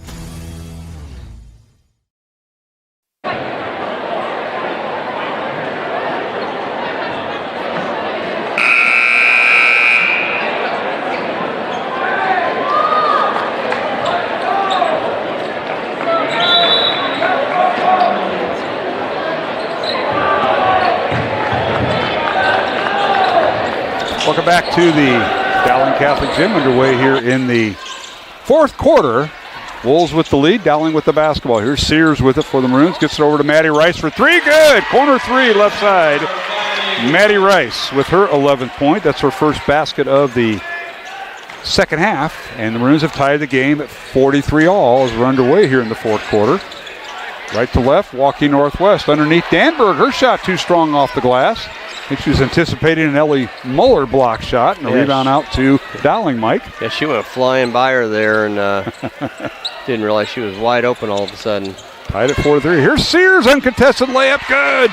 As she got around McCann for the basket. Adrian Sears with 9 points. That's her first basket of the second half. 45-43 Dowling. Maroons have led by as many as 12. The Wolves have led by as many as 3. Fouls have been reset to start the fourth quarter. Now we're going to see a substitution for Sam Powell as Victoria Burpo, 6'2 sophomore, will check in for Danberg. Cassidy a seat on the bench. No, vote's going to, must have blood. Yep, so we've got a timeout, and we'll keep it here with 6:58 to go here in the fourth quarter. Dowling leading 45-43 alongside Mike Burkert. I am Mark Amadale. Mike, got to look at the stats through 3 quarters. Yeah, in the third quarter, Dowling was outscored 15-6. A lot of that was a result of 1 of 8 shooting from the field, which was 13%. They have, compared to Waukee was 4 out of 12 for 33%. Dowling was 4 of 6 from the free throws. Waukee 5 of 6. Waukee out-rebounded them 8-6 in the third quarter. Dowling had 4 turnovers, which were critical. Waukee had 0. All right, let's look at the numbers. Thank you, Mike Burkert, for that. Wolves with the basketball, right to left in front of us. Wearing their road black uniforms. Underneath, they go to Burpo. Spins in the lane against Ellie Moeller, and she travels with the basketball. Shifted her pivot foot. And that was the Asian step, not the European one. Not the European one. And now Voto check back in the lineup. I want to thank our folks from CISN. They'll be with us for both games tonight. Our director is Aaron Bandy, and our camera operators are Marion Bailey and Sammy Nord. Appreciate them. Full court pressure by Northwest. And now Ellie Moeller has the ball stripped away, and a layup up and good by McCann off the steal. She has 9 points. Now the Wolves with the pressure again, but this time Katie Moeller gets it to her sister Nikki for 3. Good! The Maroons make them pay after Northwest pressured the ball, and Nikki Moeller with her first 3 of the night, her 31st of the year, and Dowling up 3, 48-45 here, Mike. Yeah, that was one of those make some lemonade out of lemons. Now off the glass, a strong move, up and good by Romy Croat. Croat, their leading scorer, with 14 points for the Wolves. And she has 15 points tonight on that basket. She has a pair of 3 threes in the contest. 48-47, Dowling by 1. Now the Wolves have the basketball. Croat guarded by Sears. And we got an illegal, like a blocking foul called on Sears. Adrian with her 3rd foul, so her and Katie Moeller with 3 fouls each for Dowling. Vogt has 3 fouls for Northwest. That one could have gone either way, I think. I think the definitive action there when Tyler Brady called that was when Vogt set the screen, she stayed squared up, and that's all you have to do. You start getting that hip out or widening those elbows, that's an illegal screen. She did a good job there. Tough break for the Dowling fans. But the right call, and here we go. Could have been the 4th foul on Vogt also, which was critical. Wolves with the basketball. Here's McCann with it. Works the right side over to Vogt. Logan looking inside, trying to get it to Danburn. Can't do it. Now reverse it out to Croat. Romy with it, guarded by Tess Carmichael is in there. Now the ball deflected by Nikki Moeller into the hands of Katie. Katie works the right side. Getting back on defense is the Wolves, and now Katie pull-up jumper, good. As Billick hit the deck, and Katie Moeller made her pay. That's her 11th point and her first 3 of the night. 50-47, Dowling by 3. Back and forth now. All right, here's Danberg in the lane. Kicks it out to Vogt. Now Croat, pull-up jumper from the right elbow, no good. Rebound, Katie Moeller. 1 and done are the Wolves. Katie in the front court, guarded by Vogt. Now they're looking inside to Ellie Moeller, who's battling in there. That's something away from the ball. Katie down the lane, scoop shot up, no good. And the rebound out to Sadie McCann. Sadie McCann, pull-up jumper, no good. Rebound Dowling, lid on the basket. Maroons by 3 in the basketball with 4:20 to go. Sears getting ready to check in for the Maroons. Here's Katie Moeller. Underneath to her sister, and a whistle and a foul on Danberg, I'm sure. It'll be out of bounds to Dowling. Yeah, she didn't dispute that one. She shook her head. Yep, I got her.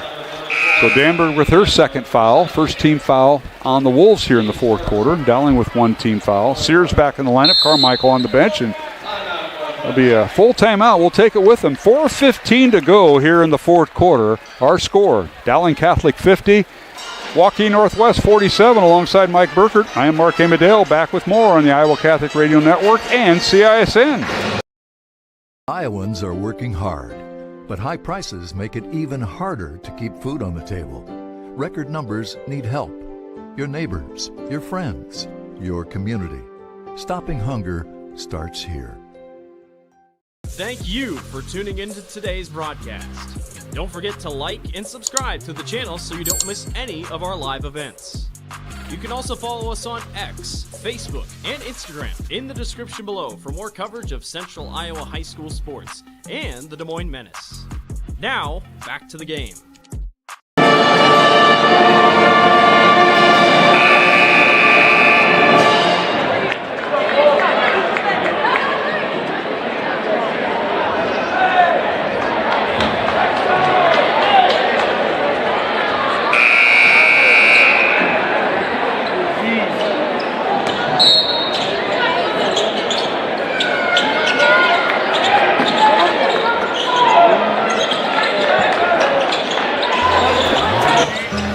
And we're back here at the Dowling Catholic Gym. Katie Moeller with the basketball. Drives baseline, a shot up and no good. Logan Vogt guilty of the foul, and that'll be her fourth. And free throws coming for Dowling. Maroons lead it by 3 with 4:06 to go here in the fourth quarter. Alongside Mike Burkert, I am Mark Amadale. Good move by Katie Moeller. They got her isolated against Vogt. It was. There's a set play, I think, coming out of the timeout. It worked well for them. Katie with 12 points. She held to 2 points in the first half. Second free throw good. She is 6 for 6 to the line and has 13 points. And for Vogt, that's her fourth foul with 4 minutes to play here in the fourth quarter. Dowling by 5. Wolves with the basketball. Danberg, three-point line extended. Leaves it for Billick. Guarded by Katie Moeller. Now here's McCann. Sadie with it. Loses her feet, but gets back up. Guarded by Nikki Moeller. Here's McCann, dribbles the free throw line, stops, looking, gets to Croat, guarded by Sears. Croat coming off a ball string, in the lane, can't get the shot off.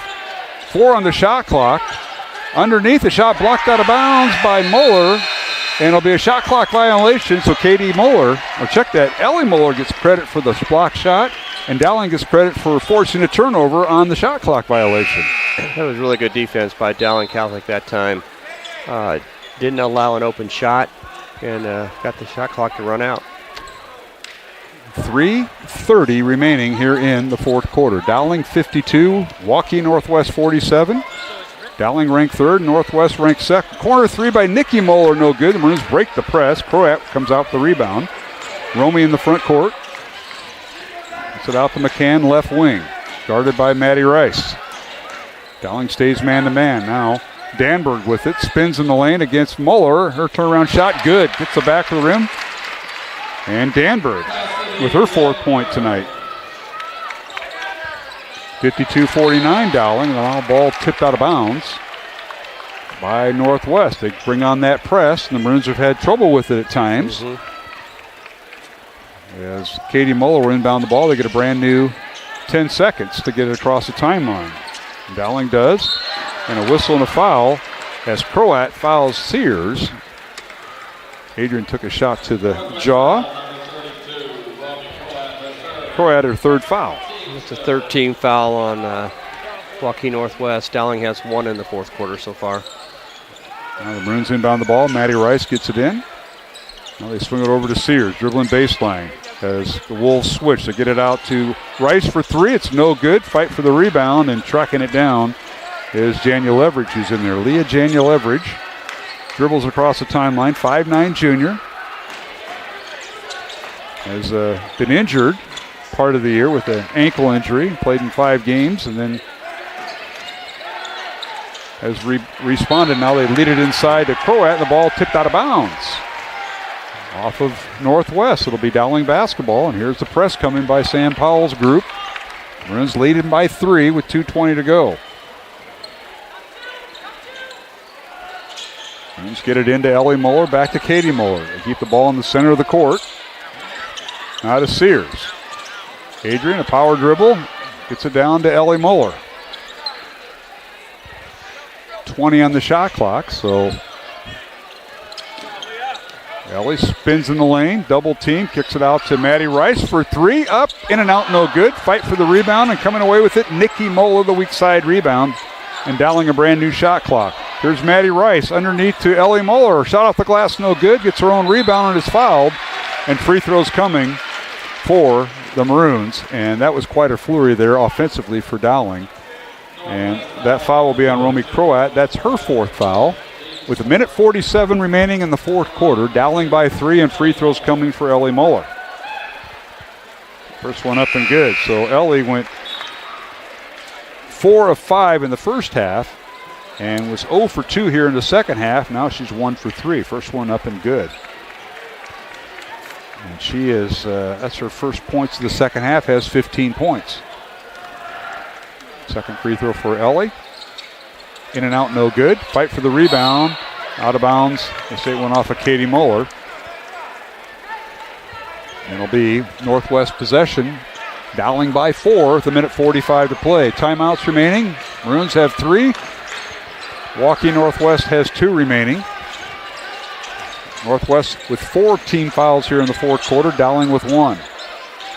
McCann with it. Coming off a ball screen by Billick. Picks up the basketball, now dribbles, and a shot up and no good. And the rebound, Dowling and Katie Muller. She's double teamed. Gets it to Sears. Foul in the backcourt on Grace McCann, who just checked in. So that'll be free throws coming for Dowling, as the Maroons are now in the penalty, Mike Burkert, with 1:17 to play in the fourth quarter. I hate to say it, but they could be in the driver's seat if they hit these two to make it it's a 2-possession game right now, but to stretch it to a 6-point lead would be crucial at this point. Sears at the line. And the first one up and good. Adrian, an 86% free throw shooter. I didn't want to give her the announcer's jinx, but she leads Dowling at the free throw line. Found every part of the rim on that one. It's the first one. She now has 10 points. Dowling by 5. Second free throw coming. Up and off the back iron, no good. And rebound, Danberg and Northwest. Out to Croat. Lead pass to Vogt. Dribbles baseline.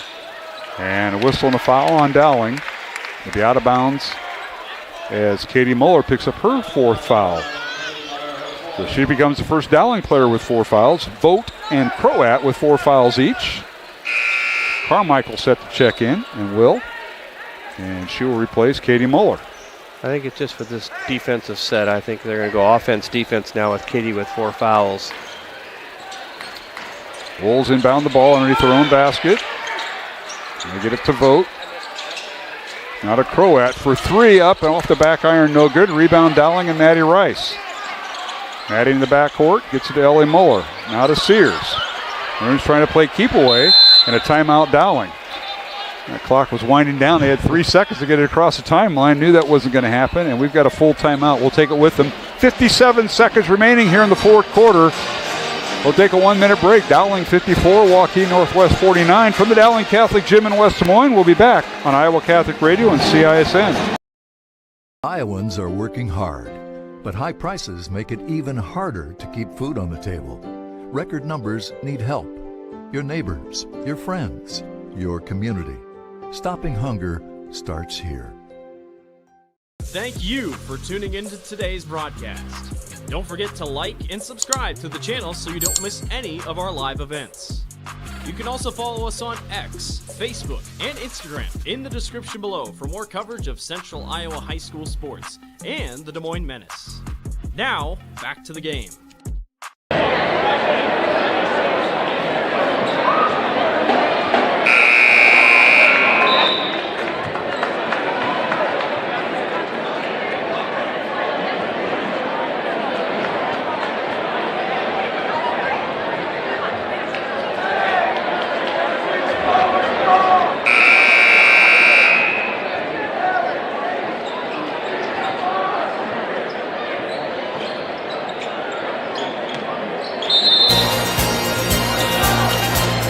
Welcome back to the Dowling Catholic Gym, West Des Moines. Final minute of the fourth quarter. Dowling with a 5-point lead to get the ball across the timeline. A foul on Waukee Northwest alongside Mike Burkert. I am Mark Amadale. Glad you could join us. Game 1 of our girl-boy doubleheader. Whistling a foul on Billick of Waukee Northwest. That's her first foul. And the Maroons in the double bonus. Maddie Rice at the line for her first 2 free throws tonight. First one up and good.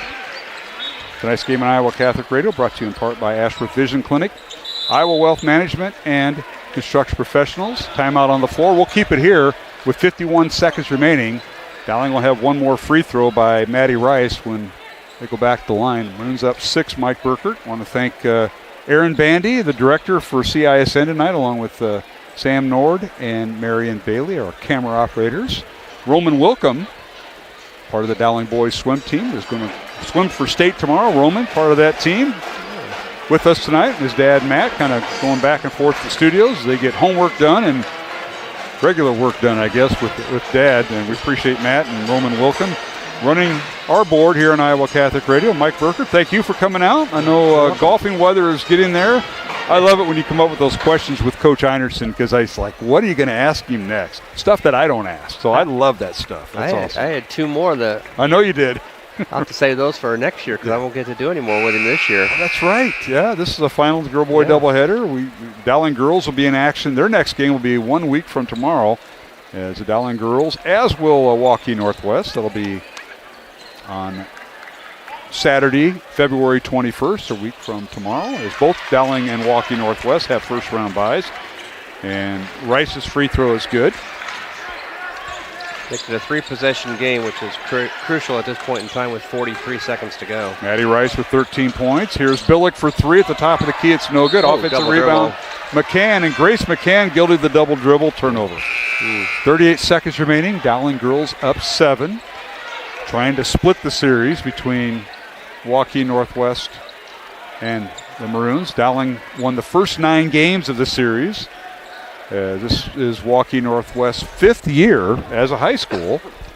Maroons had won every game until a month ago, and Northwest handed Dowling a 43-40 loss at the Northwest Gym back on January 13th. And tonight, Maroons trying to turn the tide. Ellie Moeller dribbling up against a double team, and we got a whistle and a reach-in foul on the Wolves. That's her 5th and that'll foul. be Logan Vogt, and she'll foul out with 2 points with 31 seconds remaining. So Logan Vogt is fouled out, and the first casualty of the night. Now this game is important, and not so much the seeding for the regionals, but Mike, this could, if both teams get through their regionals, this game is very important for seeding at state. And Dowling takes the second game, which is kind of what they sometimes look at as a free throw is up and good by Ellie Moeller, who has 16 points. Second free throw good, 17 points for Moeller. And Dowling leading 58-49. Wolves in the front court, and a whistle and a foul on Carmichael. Yeah, I don't think Coach wanted that foul there. They had a foul to give. Yeah, but and maybe another. But you still got one clock to run. 24 seconds remaining. Dowling up 9 over the second-ranked Wolves. They work the ball in, and the ball is deflected by Nikki Moeller right into Romy Croat, who was still out of bounds. It'll be Dowling basketball. Heads up move that time by the freshman Nikki Moeller, and we're going to talk a little about that in our brief post-game show. I stretched that because we were talking officiating between games, so folks want to stay tuned. And we hope, I think CISN is going to pick this up too. Adrian Sears, Maddie Rice, and now Nikki Moeller, complimentary players, and they have played big tonight to go along with the Katie and Ellie Moeller show. Yeah, right now Dowling has 4 of their 5 starters in double figures, and Waukee now is just dropping back, sort of conceding at this point. It's going to end up a 58-49 game. 20 seconds remaining. Dowling's got to get it across the timeline, and Sears does, as she's guarded by Liv Brown, who's in number 30 for the Wolves. And that might do it. 7 seconds remaining, and Dowling and Waukee Northwest are going to split the series this year. Final score tonight, 58-49. The Dowling girls knock off second-ranked Waukee Northwest, and both teams conclude the regular season.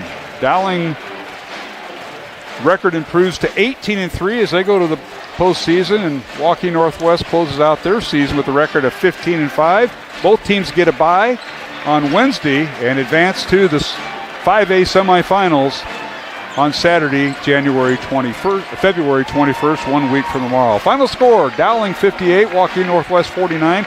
We will take a 1-minute break, come back with a brief recap, and we'll have a special interview between games tonight here on the Iowa Catholic Radio Network and CISN. Back in 1 minute. Joe here with Westside Auto Pros. I know that sometimes your car can be inconsiderate and need work when you're short on cash. So here's what I'll do. When you get your car fixed at Westside Auto Pros, I'll loan you the money to pay for it. Whatever you want done, repairs, services, tires, you name it. Get your car back on the road and you won't even pay any interest for 90 days. My wife thinks I'm nuts. No interest, Joe? Are you nuts? Get your car fixed now and pay later only at Westside Auto Pros. You don't suppose she's right?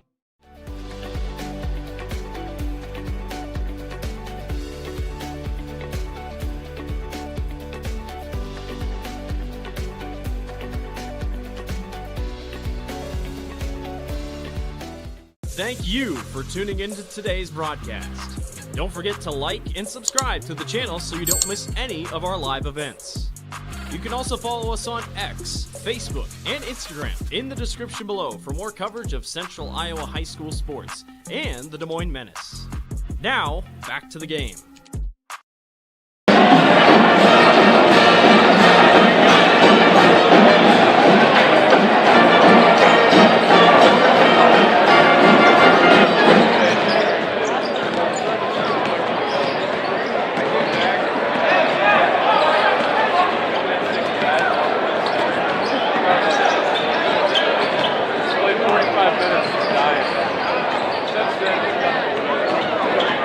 And 3 is the playoffs, and Waukee Northwest falls to 15-4 as Mike Rupert and I are totaling up the numbers as quickly as we can. And are you all ready to go, Mike? We're going to make this quick as our special interviewee is here. Go ahead. The abbreviated version should get you the star of the show tonight.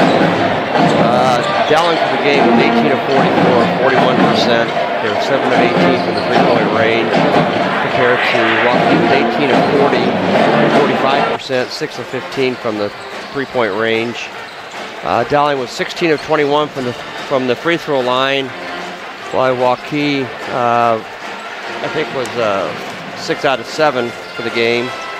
I think the turnovers were 10 for Dowling, 11 for Waukee, but the critical part, I think, in the fourth quarter when the game was decided was that Waukee had 5 turnovers in that fourth quarter, and Dowling just had 1 turnover. So, all right, let's take a look at the scoring real quick for the visitors for Waukee Northwest.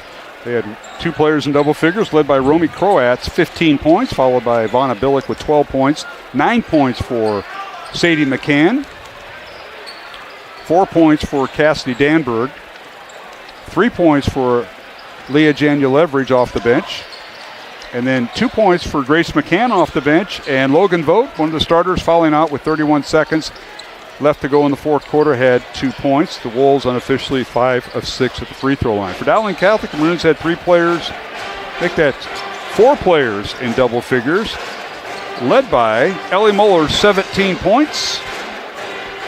He was followed by Katie Muller and Maddie Rice with 13 points each, 10 points for Adrian Sears. Rounding out scoring for Dowling, Nikki Muller with 3 points, and off the bench, Tess Carmichael with 3 points. Dowling unofficially 16 of 21 at the free throw line tonight. The Maroons led 20-11 at the end of the first quarter.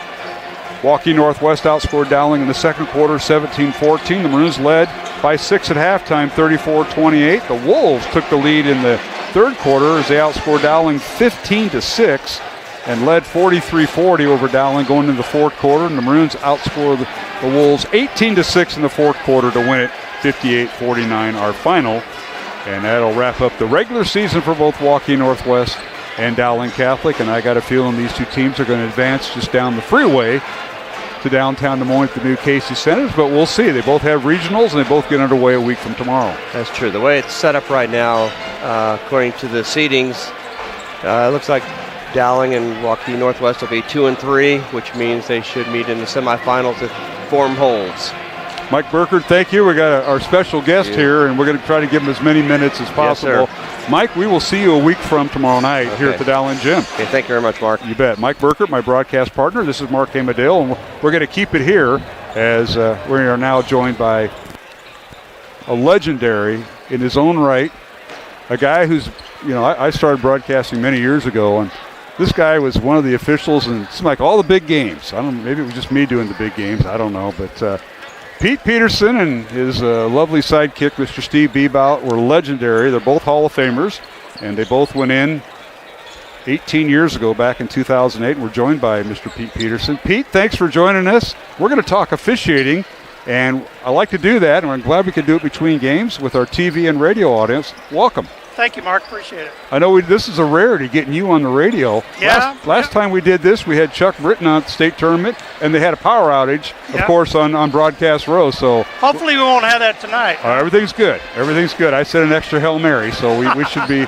good. Well, Pete, let's talk about it. You've been in this business, I know you retired, you've been out for a while, but you've been helping with evaluate some of these officials, helping new officials, the clinics and camps that go on in the off season. You've got over 50 years invested in this, according to my calculations. Am I close? That's true. All right. Congratulations, Pete. Thank you.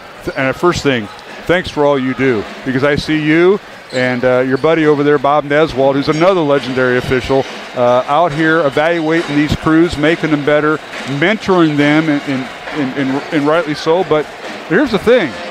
We have a lot of gray hair. We need some guys with dark hair, younger guys getting into this business, and that's really what this is about. But we're here to talk officiating, getting into it, and also moving up in it a little bit, Pete. Okay. First of all, any young official wants to get started, they need to get on the Iowa High School Athletic Association website, iahsaa.org, or the girls' website, ighsau.org.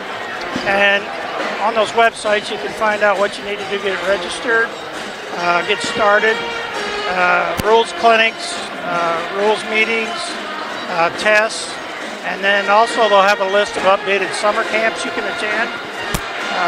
If I was a young official starting out today, I would get licensed and try to do as much junior high and junior varsity basketball as I could, and then try to get hooked up with some veteran officials, and maybe start doing some small school varsity,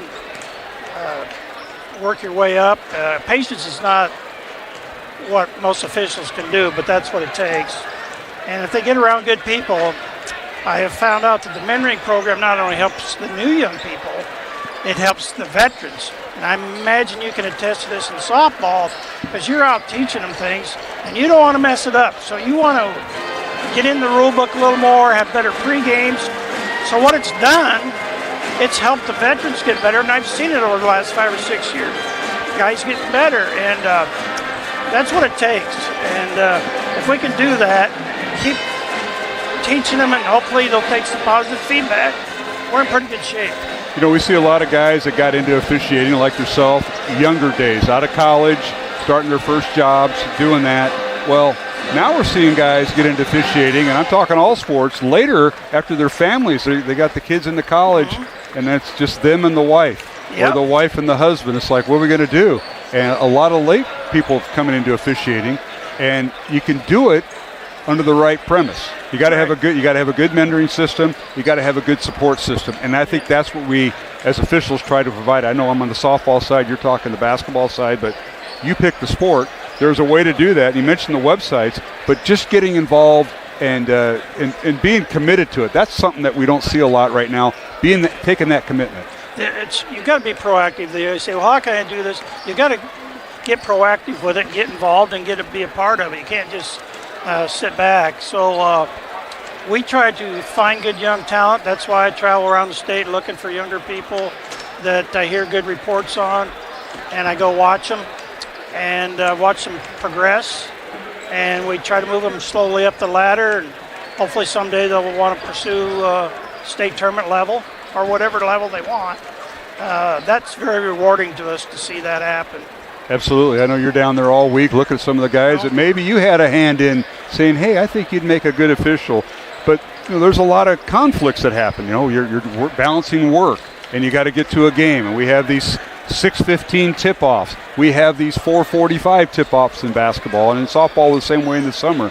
It's making that work commitment work at our full-time jobs so we can be out in front of a crowd like this. Who wouldn't want to be in front of a crowd like this? This is what this? it's all about right here. You and Bebout would just love this stuff. I miss it, but there comes a point in time when it's time to move on, and sure, other people take it. So. Well, the new generation, Pete, you had a pretty good quote. I saw John Sears. We just saw his daughter from Channel 13, Adrian Sears, play for Dowling, but he said, you mentioned minimize the negatives and stress the positives getting into this business. Yes.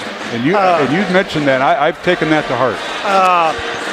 Most people, it drives them out, obviously, is the fans and everything, but if you get past that, I enjoyed the game of basketball, so I wanted to be around it, and I was for 50 years. And when you got older, then you started looking at it as exercise, and the money is actually getting pretty good too. It is. So it's worth their time to do it, and hopefully we can motivate people to get started, and they'll stick with it. These guys that officiate tonight, Chris Lynch, who also does football, he's part of the football crew that he had a few Dowling games this year. Tyler Brady, who's been a veteran, and Michael Johnson did a good job. But putting these together, Dave Rittman is the supervisor of officials for the CIML, and you also want to get on a roster. So if you're going to move up, you go through like you mentioned, doing junior high, some of the club teams, AAU, whatever. But then you move up, you want to get on a roster for one of these assigners, and Dave Rittman's one of the best. Yeah, you want to get in and at least get a chance to, and there's opportunities. There are opportunities around the state. The problem is sometimes people try to get too high up too fast, and it backfires, and then we kind of lose them. So there's a process to it, and some learn faster than others, but there's always someone there to support you. Pete, I appreciate you taking time. We've tried to make a few minutes here for you. The website for the girls, ighsau.org. Hit the officials tab, and you can register through Dragonfly. They'll also have email addresses for the various sports, so you pick your sport you want to do. We prefer basketball and softball a lot with baseball. We find that most people officiate more than one sport. That's right. And the boys' side, it's iahsaa.org. Again, the officials tab under new officials. So correct. There's the contact information. My friend, thank you for doing this. Mark. Thanks for all you do. And Bob Neswald, Chuck Britton, who's going to assign the officials for the girls and boys tournaments. You guys do a great job. And you're out looking. You're looking for more. And hopefully your email fills up with prospects. I hope so too, Mark. All right. Pete, thank you. Thank you. We're going to take a 1-minute break, come back with pregame of the boys game between Dowling and Waukee Northwest alongside Mike Burkert. I am Mark Amadale. Jimmy Cataldo will join me next. Final score in the girls contest, Dowling Catholic 58, Waukee Northwest 49. Back in 1 minute along the Iowa Catholic Radio Network. What if you could make a priceless difference in your community for as little as $5? With the Des Moines Catholic Worker House, you can. For nearly 50 years, the Des Moines Catholic Worker House has given the homeless and low-income community a place to feel welcomed. With your support, we could turn 3,000 free meals each month into 4,000.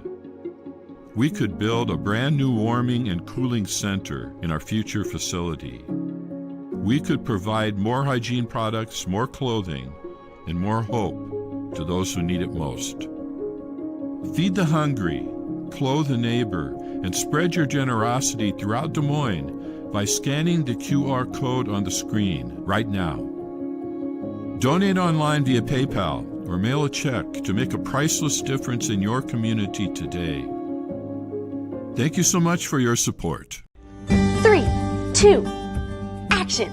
Wilson Toyota in Ames is unlike any other car dealership in Iowa. At Wilson Toyota, we give you a financially rewarding, time-saving, and stress-free car buying experience.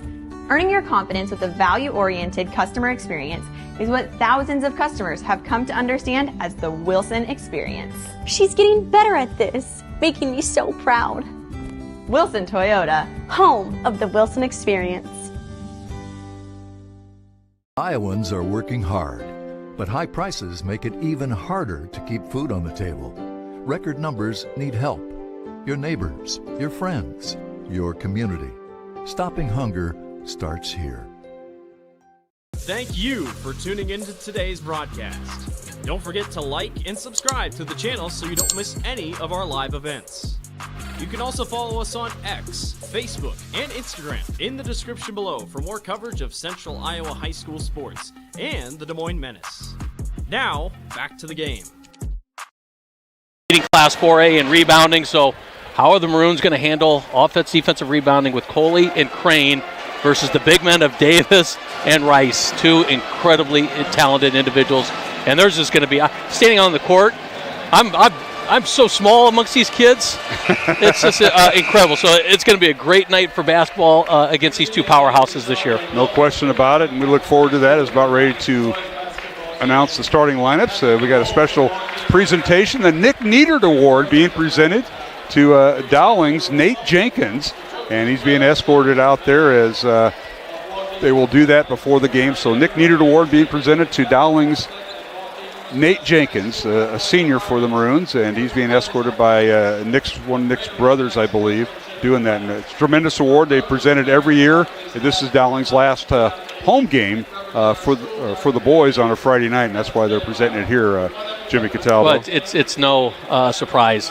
You're giving it to Nate Jenkins, who's shown a ton of character and a lot of attitude, and now he just makes people around him better. And so there's nothing better than to reward him with a very, very honorable award in the Nick Niedermeyer Award. Nick Needert Award, and appreciate that. Let's take a look at our starting lineups tonight. First of all, for head coach Brett Watson in his fifth year at Waukee Northwest, 90 wins, 24 losses. He's assisted by Kent Henderson, Aaron Megger, Colton Kolowski, David Combs, and the Wolves come in ranked third in Class 4A with a record of 16-3. They won 5 in a row over Dowling Catholic and lead the series 8-1 since their brief existence. Wolves come in averaging 69 points on offense, give up 51.5 points on defense. And they will start this lineup at one guard. Matt Heitland, the quarterback on the football team, a 6'1", 175-pound junior, averaging 9.5 points. Heitland will wear number 2. The other guard is Isaiah Oliver, a 6'1", 190-pound senior, headed to Iowa to play football. Isaiah will wear number 20, averaging 10 points a contest. At one forward, Nash Kukin, a 6'2" sophomore, averaging 9.5 points. He'll wear number 5. The other forward, Colin Rice, 6'8" senior, averaging 21.5 points, leads the team. Headed to Nebraska to play football, and a captain is Rice, wearing number 4. And the other captain is forward Landon Davis, headed to the University of Illinois. Davis, a 6'8" senior, averaging 14.5 points, 10.5 rebounds for the Wolves, again with a record of 16-3. And now for Dowling Catholic, as the ceremonies for the Nick Needert Award are being held at center court. For Dowling Catholic, Maroons are led by point guard Noah Martins, a 6-foot senior, averaging 12 points, and he'll wear number 11. The other guard is Captain Maddox Capola, a 6'2", 195-pound senior. Capola will wear number 13. The third guard is Captain Nate Jenkins, being presented the Nick Needert Award. And Jenkins, a 6'1" senior, averaging 6.5 points, wearing number 2. And at one forward for the Maroons, Alfred Coley, a 6'8" junior, averaging 10.5 points and 8.5 rebounds, wearing number 0. And at center, Charlie Crane, 6'10" senior, headed to Navy, averaging 14 points, 9 rebounds, leads the team in those two categories along with block shots with 44. Crane will wear number 10. Dowling comes in averaging just under 61 points on offense, giving up 48.5 points on defense. Their record is 16-2, ranked 4th under head coach Justin Einertson, who's assisted by John Nagel, Jimmy Nahas, Zach Nicholson, Kevin O'Hare, and Sam Young, and Coach Einertson in his 3rd year. So, Jimmy, that's a tale of the tape. What do you have for the keys to tonight's game? The Maroons have to do everything they can to slow down Colin Rice, which is a tough task. He lit up Dowling for 34 points in the first matchup, 8 rebounds. You look at these two matchups, and Davis and Rice, Landon Davis and Colin Rice are 1 and 2 in Class 4A in rebounding. Rice is number 5 in scoring, but here's a key stat for Waukee Northwest. Isaiah Oliver leading Class 4A in assists. So when you have somebody with that frame of mind who can distribute the basketball, find the open guys, and then these guys knock down 3-pointers, at almost a 40% clip. So tough task for the Maroons. Really got to take it to them with the big guys. Coley's have a real nice last few games. Crane has to have a big game, but you mentioned Noah Martin's at the halftime of the girls' game. Noah Martin's got to come off, be the quarterback of this team, as you've mentioned, and hopefully lead these guys to a fourth quarter where there are one or two possessions in this game. All right, both teams on the floor. The officials remain the same as they're being held over from game number one, and they did a tremendous job there. As Chris Lynch will toss the ball, or check that. Chris Lynch, Tyler Brady, and Michael Johnson are three officials, and Alfred Coley jumping it up against Landon Davis, and the Wolves of Waukee Northwest win the tip, and we are underway here at the Dowling Catholic Gym in West Des Moines. Left to right go the Wolves, wearing their road black uniforms, silver numbers and trim. In the lane is Davis, works against Coley, kicks it out to Isaiah Oliver, pull-up jumper good from 3 points. Nice inside out, hitting Isaiah on a wide open corner three, knocked it down. Interesting how the Maroons were defending. Underneath, Jenkins gets loose, shoots and scores. So Maroons are defending Northwest a little bit different than they did in the first match, putting Nate Jenkins, who's been a defensive stopper for the Maroons, on Colin Rice. And here they're switching him with Crane. 3-2 our score. Wolves with the lead, and now turnover on the baseline as Kukin loses it, and it'll be Dowling basketball as they go right to left in front of us towards the south basket here at the Maroon Gym. This place is packed. They lob it inside to Coley, and it's tipped away by the Wolves. Turnover against Dowling, and the other way we go. And the ball tipped out of bounds in transition will be Dowling basketball. Another turnover. We talked a lot about it in the first game. These two teams really don't give you a chance to breathe up and down in their transition. Both teams really have to focus on getting back on missed shots and on turnovers, trying to stop any type of transition. 3-2, Waukee Northwest here in game two. Crane underneath on the left block, turns, spins with the left hand, shot off the glass. Too strong, well defended by Landon Davis. Rebound Davis, and the Wolves in the front court. With it is Nash Kukin. Started by Capola, now works into a double team. He kicks it out to Davis, won't shoot the three. Now they spin it over in the corner. Del Oliver for three, it's no good. Rebound Capola. And he's guarded by Kukin in the backcourt. 3-2 Northwest. Game one was won by Dowling, 58-49, snapping Waukee Northwest 6-game winning streak on the girls' side. Now here's Jenkins with the basketball. In the lane he goes. Nate with the pass on the right side, stolen away by Oliver. Isaiah down the lane with the left hand. His shot up, no good. Might have been partially blocked by Crane. Rebound Dowling. Martin's underneath, and he steps on the baseline. Oh, that's a third turnover by the Maroons. Had 12 in the first game against Northwest. Northwest had 4 turnovers in the first game. Maroons out to 3 turnovers here, just about 2.5 minutes into the game. It's amazing how this crowd has just grown. I think they came in with you. I know you get here late because of your situation, but they are here and they are exploding here tonight, Jimmy. This place is packed. Student body here for both schools. And it's Waukee Northwest with the basketball. And now a steal by Dowling. Here's Jenkins. Nate all the way down with the left-hand layup is good. He went right around Colin Rice for the basket. I think you take it right at Colin Rice as Nate Jenkins in there. If anything, draw the foul. That time, Colin Rice getting in, letting him through, and Nate Jenkins converting. Wolves with it. Here's Heitland. Leaves it for Davis. He's double team, and now whistle and traveling called on Davis. Excellent call there as Davis kind of moved around with his pivot foot. 3 turnovers now for both teams, and we're only not even 3 minutes into this game. 4-3 Dowling. Over Northwest. Wolves jump back on man-to-man defense. Dowling with the ball. Here's Coley with it. Leaves it for Martins. No, with the left hand. Layup good. He got around Isaiah Oliver, and a timeout called by the Wolves. And Noah showing his speed, and Dowling leads it 6-3 with 4:53 left to go here in the first quarter. And it's a 30-second timeout, says Tyler Brady, one of our 3 officials. So we'll keep it here. Want to recognize some of our supporters of Iowa Catholic Radio. They include Skeffington's Formal Wear, Fast Signs and Clive, and Catholic Tuition Organization. I'm Mark Amadale. Tonight, Jimmy Cataldo sitting in for the boys' game.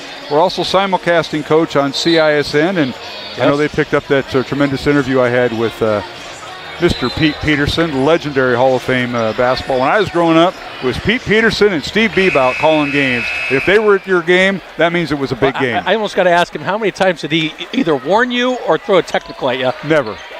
Never. I was well behaved. Was that back when you couldn't stand? I give you a bone and you throw it right back at me. My goodness. Now we got a whistle and a foul as we're back to live action. These 30-second timeouts just go so quick. Whistle and a foul on Coppola. Maddox with his first foul. So we didn't talk much about the depth of both teams. For Waukee Northwest, Logan Achenbach, a 6-foot junior, will come in rotation, and Joe Vineyard, 6'5" junior, will play, wearing number 30. He was a tight end in football for the Wolves. And for Dowling, we'll see Gio Keelis off the bench and Sam Ralston. And now the Wolves with nice the shot. Turnaround jump shot by Landon Davis. Landon Davis and Charlie Crane have gone at each other for the last 2 to 3 years and just been great matchups between those two. Just with the overall height that both of them have, it's fun to watch those two. Davis headed to Illinois, makes his first basket. Now Coppola for 3, and it's good! Right in front of the Waukee Northwest bench. And Maddox Coppola, one of the captains for this Maroon team, drills it. Certainly a key individual that has to show up big tonight, and Maddox just has that cool and calm presence about him. He's somebody who can get really hot tonight. All right, here's Kukin with it, guarded by Jenkins. Gets over in the corner to Isaiah. Oh, a nice move by Isaiah Oliver. Gets loose in the baseline, and goaltending called on Dowling, and it's 9-7 Maroons. Super quick individual Isaiah Oliver is, and he's going to go do some great things at the University of Iowa, walking on at football. Yeah, Tough receiver. We got quarterback and receiver here with, we haven't talked to about Mike Highland tonight. The quarterback on that Wolves football team, he threw 9 touchdowns to him. Now the Wolves with the steal underneath, and a shot blocked by Coley, and that was Landon Davis with the shot that had a block. 28 on the shot clock. It'll be Northwest basketball, Jimmy, underneath their own basket. I can understand how you get kind of mixed up between football and basketball. So both teams will probably go 2 deep off the bench. Depends on the game. And now the Wolves with it. Here's Colin Rice. Headed to Nebraska. Pull-up jumper. Might have been partially blocked by Alfred Coley. Rebound Dowling. Martin's in the front court. Martins, Coppola, and Jenkins, the 3 guards for Dowling, along with Crane and Coley. Noah with it, leaves it for Coppola. Maddox with it on the dribble, guarded by Kukin. They swing it over to the right side to Noah Martins. Works a 2-man game with Crane, down the lane, loses it. Out of bounds, they say it went off of the Wolves. To be Dowling basketball with 13 on the shot clock as we approach the 3-minute mark in the first quarter. First time that either team has gone to their bench. Gio Keelis coming in for Maddox Coppola. A big-time shooter, Gio Keelis is, and so if he gets loose, Coach Shiner, turnover. Gio, a 6'3" senior, leads the team with made 3-pointers with 32 and averaging 9.5 points, just under 3 rebounds. Turnover against Dowling. That's getting up there. Turnovers. 5. All right, here's Oliver in the front court as they reverse the ball to Davis. They swing it over to Heitland. Now in the corner to Kukin. Back to Rice for 3. It's no good. And a rebound Keelis and Dowling. 9-7 Dowling. 2:30 remaining. First quarter. Packed house here at the Dowling Catholic Gym. Final girl-boy doubleheader of the regular season. Dowling boys in action tomorrow at noon as they take on Norwalk here at the Dowling Gym. And for Waukee Northwest, they take on Valley in a makeup game tomorrow night, 5:30 at the Northwest Gym. So both teams playing tomorrow. Here's a pull-up jumper by Noah Martins. No good. Might have been partially blocked. Rebound Wolves. Here's Kukin with it. Leaves it for Heitland. Fakes the 3.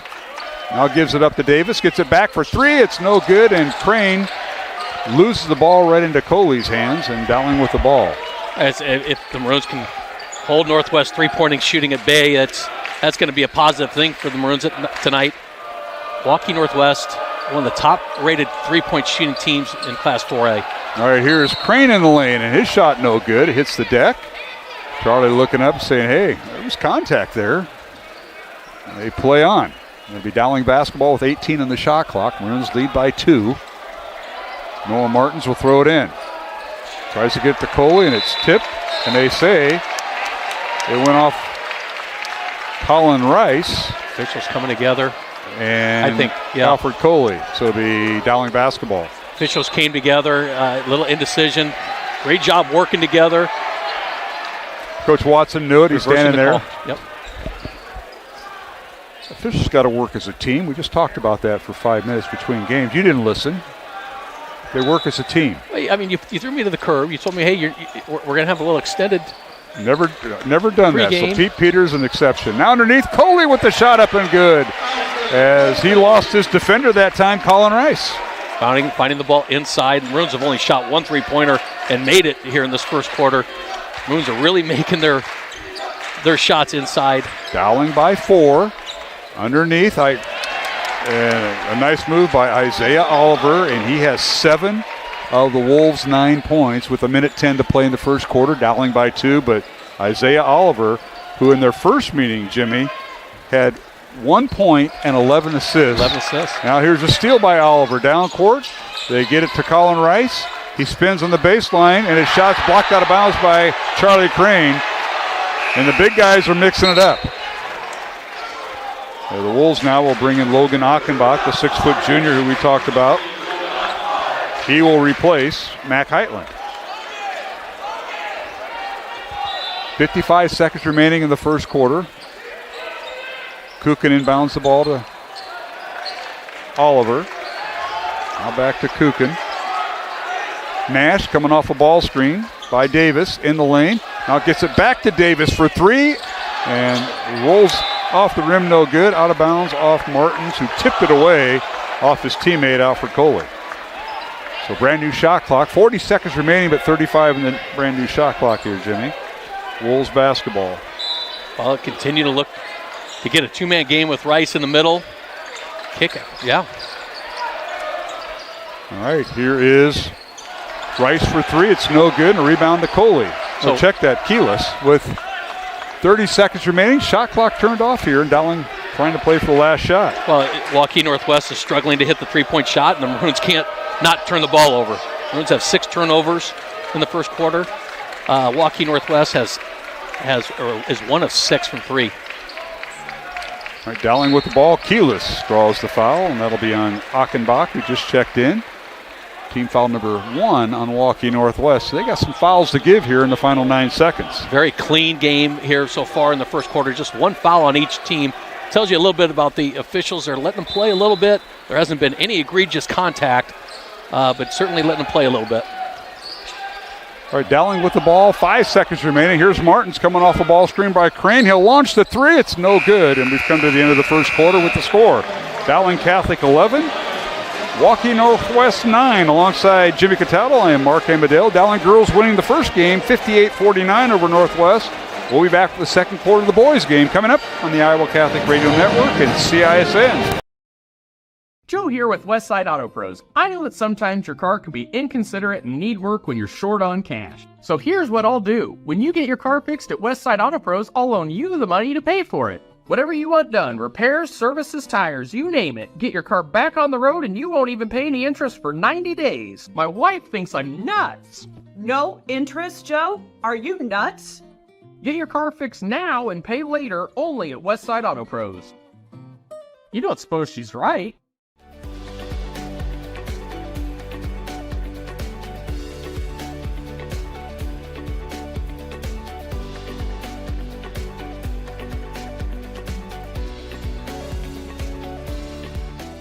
Thank you for tuning into today's broadcast. Don't forget to like and subscribe to the channel so you don't miss any of our live events. You can also follow us on X, Facebook, and Instagram in the description below for more coverage of Central Iowa high school sports and the Des Moines Menace. Now, back to the game.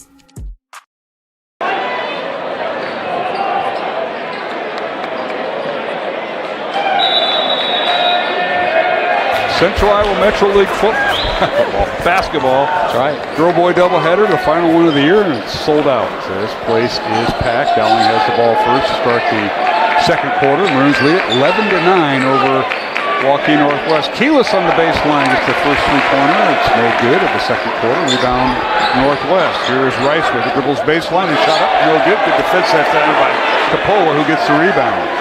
Outlet pass goes to Martins. Noah goes around Isaiah Oliver for the basket. Nice first step that time by Noah Martins, who has 4 points. Quick, just so quick off that first step.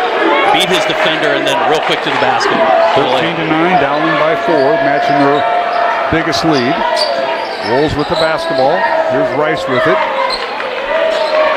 Play catch on the perimeter with Kukin. Now Kukin dribbles baseline, and he shot up and good.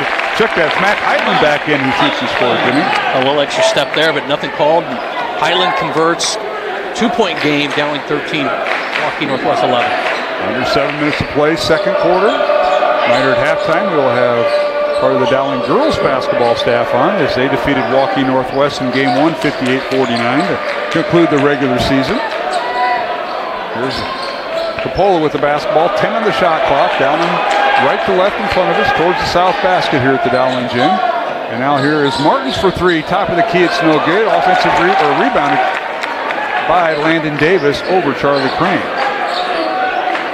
Wolves in the front court. Dribble baseline, and that is Achenbach in there. Here in the second quarter, gets it out to Isaiah Oliver. Oliver dribbles baseline. He's guarded by Charlie Crane. His shot up and good, and Oliver having a night. That's his fourth basket, his third 2-point basket, and he's got 9 points. Well, the Maroons defensively have come out with a completely different game plan on how they're going to guard Colin Rice, and putting one of their stronger guards, smaller guards on Rice, which allows some of the bigger guys playing on Oliver, and Oliver's taking advantage of it. All right, here's Noah Martins dribbling down, and his shot is blocked by Landon Davis.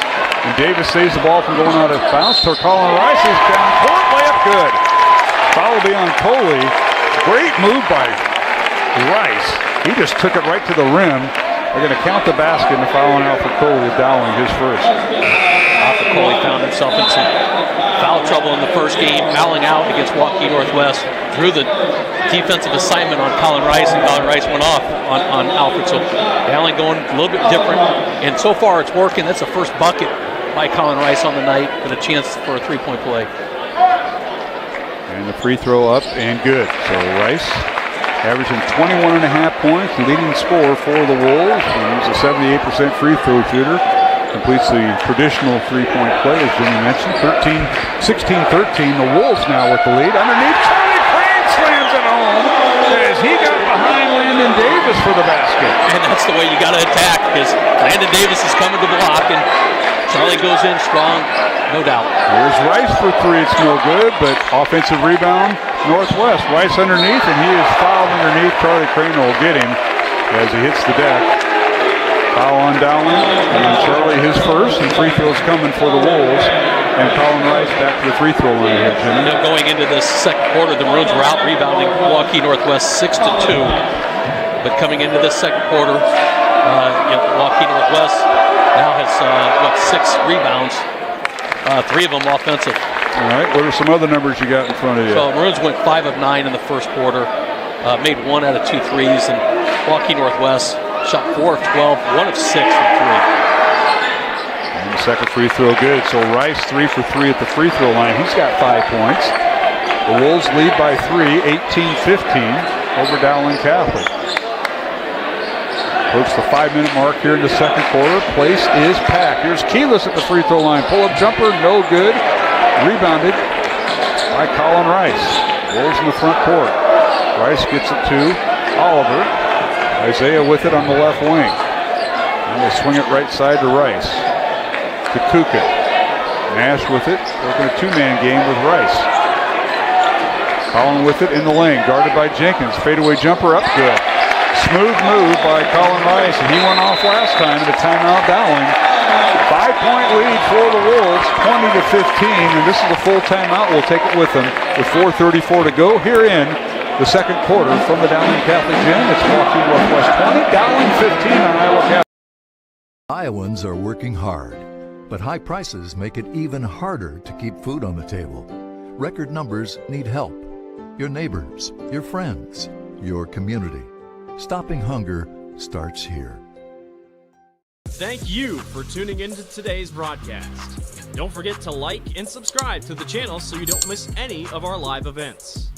You can also follow us on X, Facebook, and Instagram in the description below for more coverage of Central Iowa high school sports and the Des Moines Menace.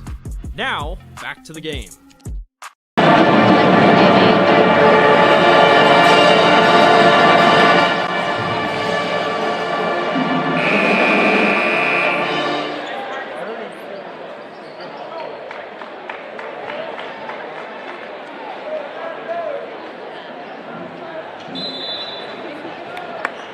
Supporting. All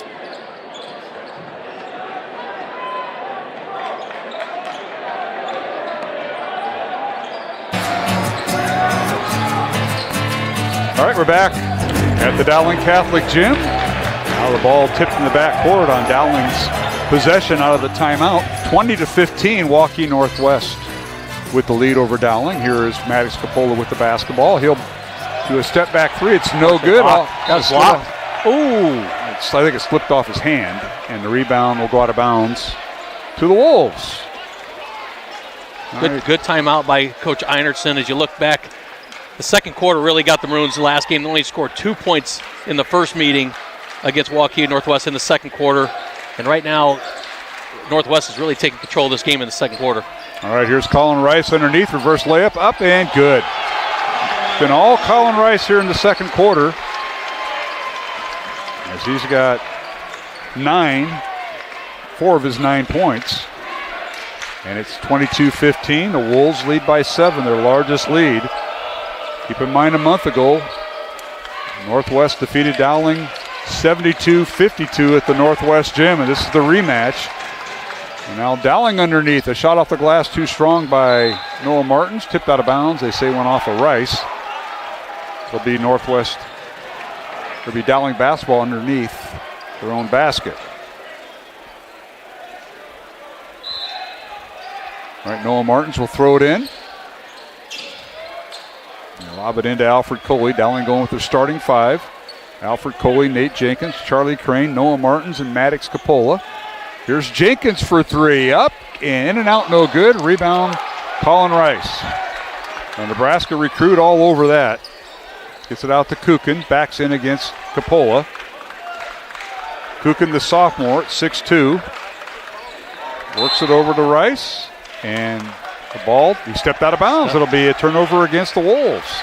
Good defense by the Maroons. They over-pursued that. Look at the Maroons just struggling from the outside shooting right now, just not finding a consistency that they need, because the inside presence of Landon Davis and Colin Rice poses a lot of issues with the Maroons down low.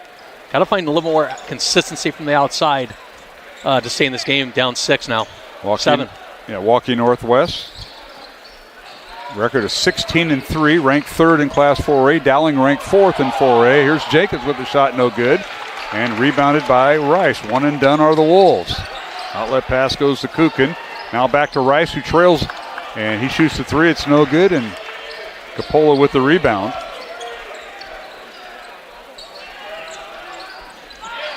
Now here's a steal by the Wolves. There's Rice with the steal. Underneath, a shot off the glass, left it short. Might have been altered that time by Charlie Crane, who hustled back, and a rebound comes out to the Wolves. Now Kukin in the corner for 3. It's in and out, no good. Rebound, Coley and Dowling. Maroons are finding it really tough to rebound here in the second quarter.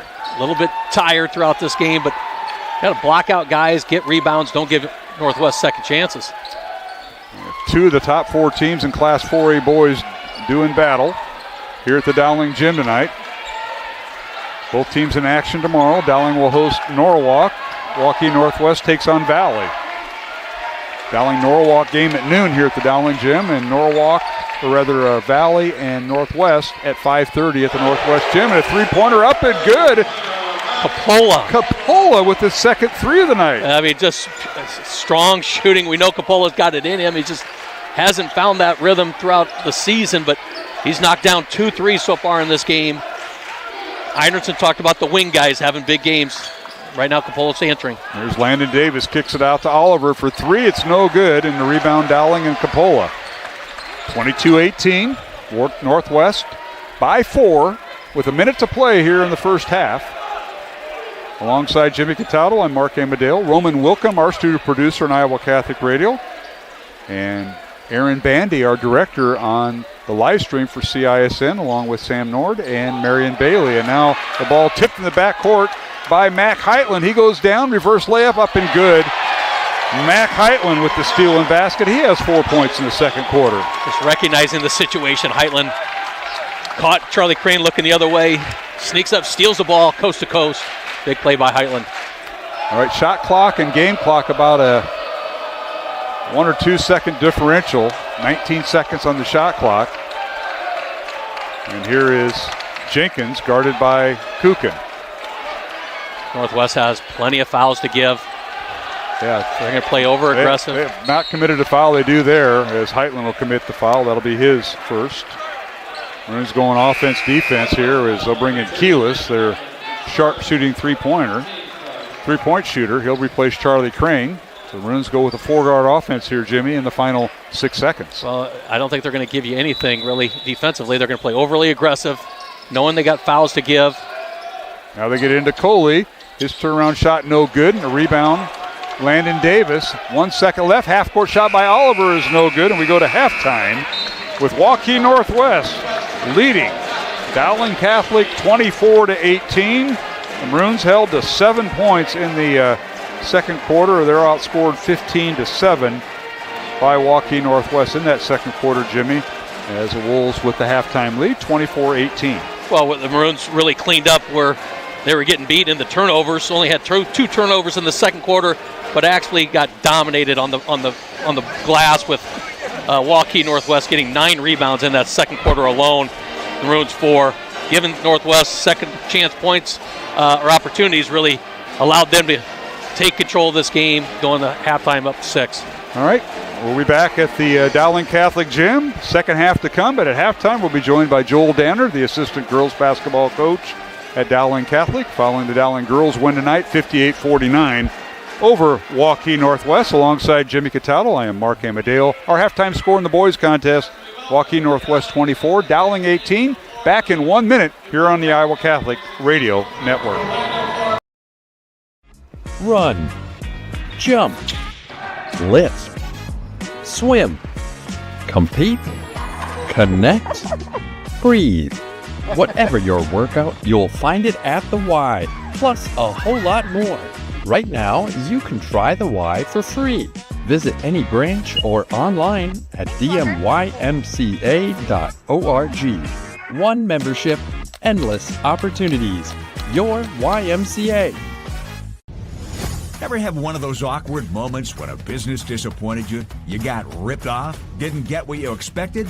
The Better Business Bureau can help you avoid these uncomfortable situations. BBB accredited businesses are honest, ethical, and reviewed annually by the BBB. Don't experience another awkward moment with a bad business. Trust the ones that operate with integrity. Look for the BBB seal. It's the sign of a better business. And find a better business anytime at bbb.org.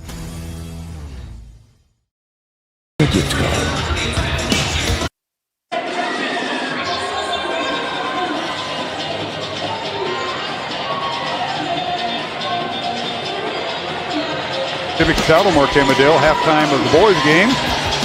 Waukee Northwest leads Dowling 24-18. The battle of 2 of the top 4 teams in boys basketball. Third-ranked Waukee Northwest Wolves leading 4th-ranked Dowling. And the girls contest tonight, it was the Dowling girls ranked 3rd, knocking off number 2 Waukee Northwest 58-49. And now we're joined by assistant coach Joel Danner. Coach, thanks for joining us. This is the second time this year they let you on here to visit with us. They just throw you up here on Radio Row. I guess there's something else more important going on tonight. So Coach said I had to do this. I was kind of celebrating Ellie Moeller here tonight at halftime of the boys game. So that's a big monumental thing for her. So we'll let her enjoy that. Congratulations on the win. It's good to see Audrey Faber. It's back, yes. It's no longer Faber I keep. It's Coach Audrey. Francis, Aubrey Francis, I keep forgetting. But good to see her back. She's been under the weather since last Friday. But Joel, what a team victory. And I mean literally. You have 4 kids in double figures. Very complimentary basketball. Yes, Ellie Moeller and Katie Moeller lead the way. But Maddie Rice and Adrian Sears with some big baskets, some big-time playing. And then Tess Carmichael hit a big 3 in that first half to really get everybody loose and everybody going. That's what you want to see. That's what we need coming off the bench. We know she's going to give defense, but we just got to have her knock down a shot or two, and she did that. But, yeah, you talked about Maddie and Adrian second half tonight. Just they played flawlessly. Both sides of the floor did a great job. And they were wore out. They were chasing screeners all night long, trying to guard those two girls. And they did a fantastic job third and fourth quarters. Then hit some big shots for us in the second half. As I told Mike Burker during the game, I said, both teams have 8 days off because you don't play again unless you have a scrimmage schedule. You don't play again until a week from tomorrow. So they're going to be, limited bench tonight. Starters are going to go almost a full 32. Yeah, and I think you'll probably see that, postseason on from now on. Just try to make sure that we keep everyone interested in what they're doing and making sure they know their roles. But yeah, tight game like this, you start to, narrow your bench down a little bit, go with the girls that you really trust. And, those really six stepped up tonight, did what they were supposed to do. Like you say, complementary basketball. They gave Ellie the ball when she was open. Katie, second half, kind of took over in terms of going to the basket and got her offensive game going. But, it was just a good night of just physical and mental toughness for our team in the second half. One of the largest leads you had was at the end of the first quarter, up 20-11. Got that nice basket at the end of the quarter, and you kind of propelled that. But Northwest had a tremendous second quarter, so they cut the lead to 6 at halftime. And what was the message at halftime? You're up 6, and then they had their run in the third quarter. You just keep doing what we're doing, to be honest with you. We had a 6-point lead at the half, even though they cut it down. We felt good with what we were doing, and the biggest message was they're not going to continue to make those tough shots. And we just said, keep defending, because those shots are not going to fall in the second half, and it kind of came, to fruition for us. They got a couple here and there, but overall, defensively is where we showed the physical toughness tonight. And then late in the game, we, unlike the last time, we took care of the ball and made free throws. Okay, so that was obviously the advantage, what allowed us to win that game tonight. Well, you look, Coach Danner, it's been a grind all year, and you play some really tough teams, especially late. In Johnston tonight at Northwest, your bracket, and the path to at least get down to Casey's. How's this team going to be different? How do you think this team, or what does this team need to do to really reach the ultimate goals? I think it's going to start on the offensive end. We've got to be able to score.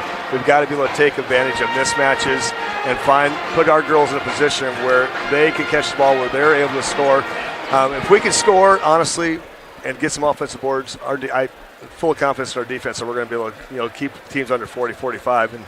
But we've got to get to that 50-point mark. If we do that, I feel pretty good about what we're doing moving forward. Well, then you look at, what are you have a little bit of time off, a little bit of time to get a little bit healthy and make sure everybody's ready to go. What are those things you're going to work on in practice so that you're at the top of your game come your first game in the playoffs?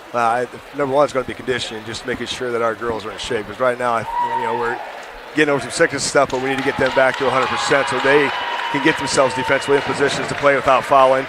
Offensively, we need to put a couple of different looks in, and that's what we've talked about is what are we going to do postseason-wise to catch teams off guard. So we need to give a couple different looks because right now the Northwest and Johnson's pretty much have figured out what we want to do offensively. So what are we going to do to counter that? So that's kind of what we've been talking about.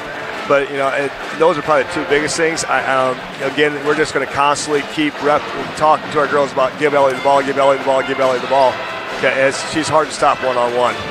Visit with assistant coach Joel Danner of the Dowling girls basketball team. Following the Dowling girls winning game one of our girl-boy doubleheader, 58-49 over Waukee Northwest. That snapped the 6-game winning streak for the Wolves. And Coach, now 8 days off. I mentioned the word scrimmage, but what do? You go back to like preseason or Christmas break and do a lot of skill work? Are you and Donahue going to go in and take your lumps against Ellie Moeller and company in the paint? What's going on? We are. Actually, I'm going to let Tom take care of most of that for the postseason.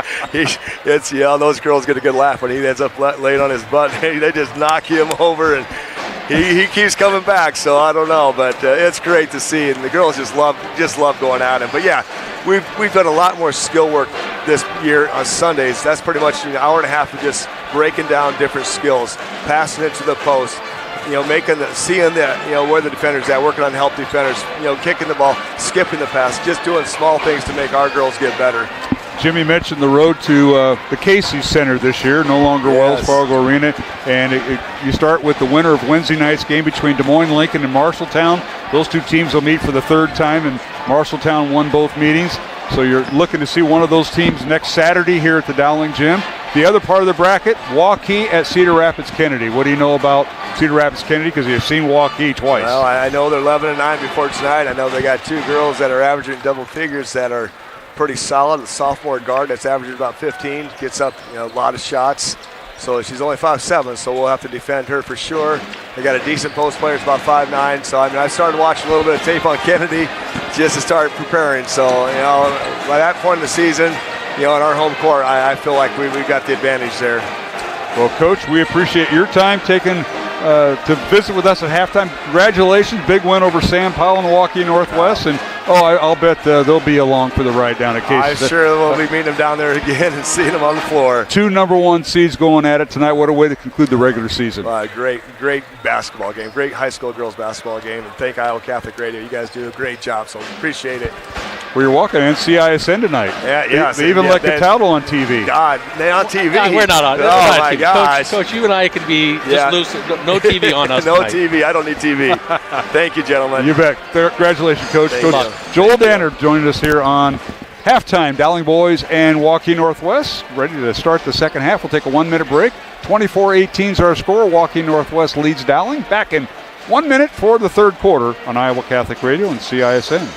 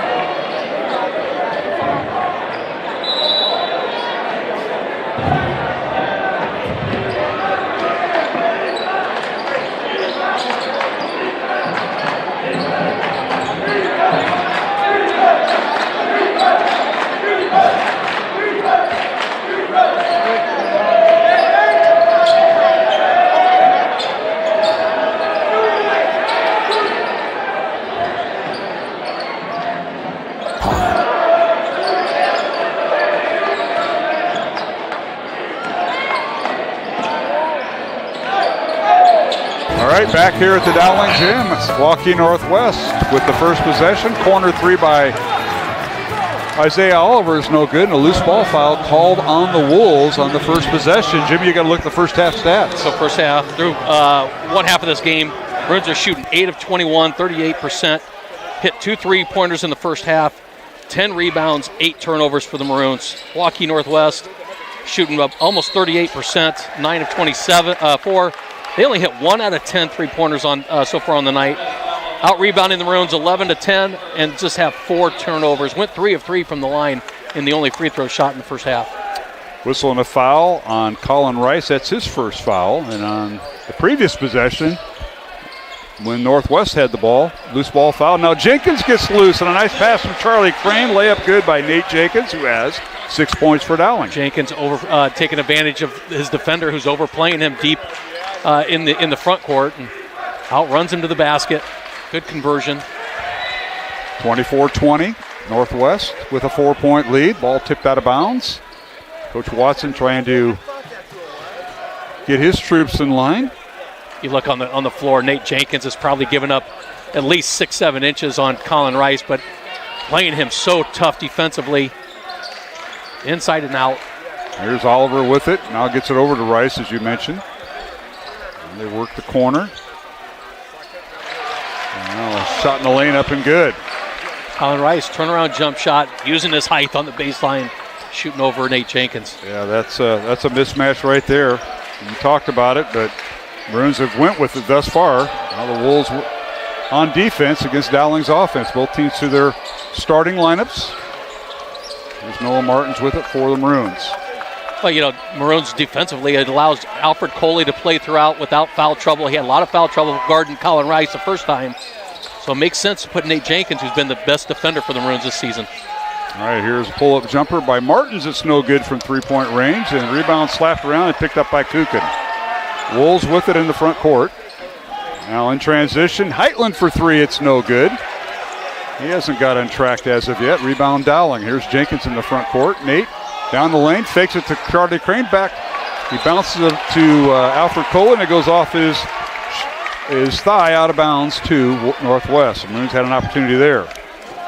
Good back cut by Alfred Coley, just bringing the ball down below his waist where ball got tipped a little bit but hit off his knee.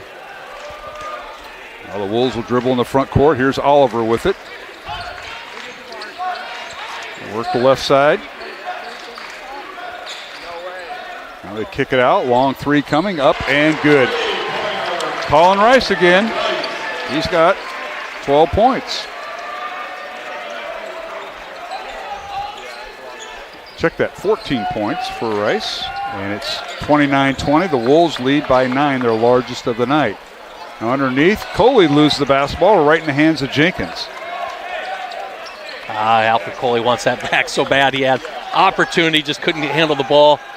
Easy shot for him down low. Here's Capola for three. It's off the mark, no good. And a rebound cleared out of there by Colin Rice. Colin all the way down court, loses out of his hands, stolen away by Martins. No on a 2-on-1, stolen away by Oliver. Down court and a layup up, and no good. He blew the layup. Colin Rice, rebound Capola and Dowling. Maroons trail by 9, and Crane for three in the corner. It's no good. The ball stopped out of bounds. It'll be Dowling basketball. Oh, Colin Rice got in between. Do play. I dunk it or do I lay it in? And threw that in-between shot. Goes a little bit too strong on the easy layup.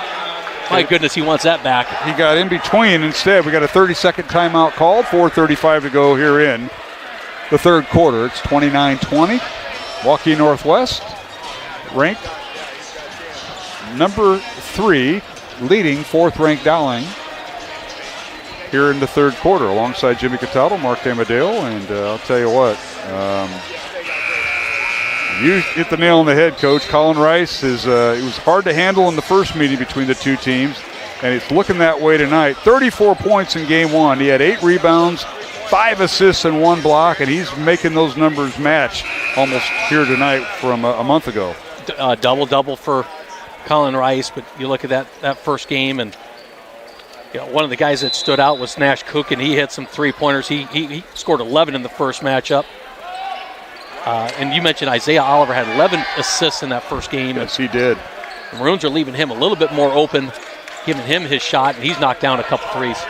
All right, Dowling out of the timeout with the basketball. Here's Crane, right side, guarded by Davis on the right block. His shot up, no good, left it too strong. Rebound,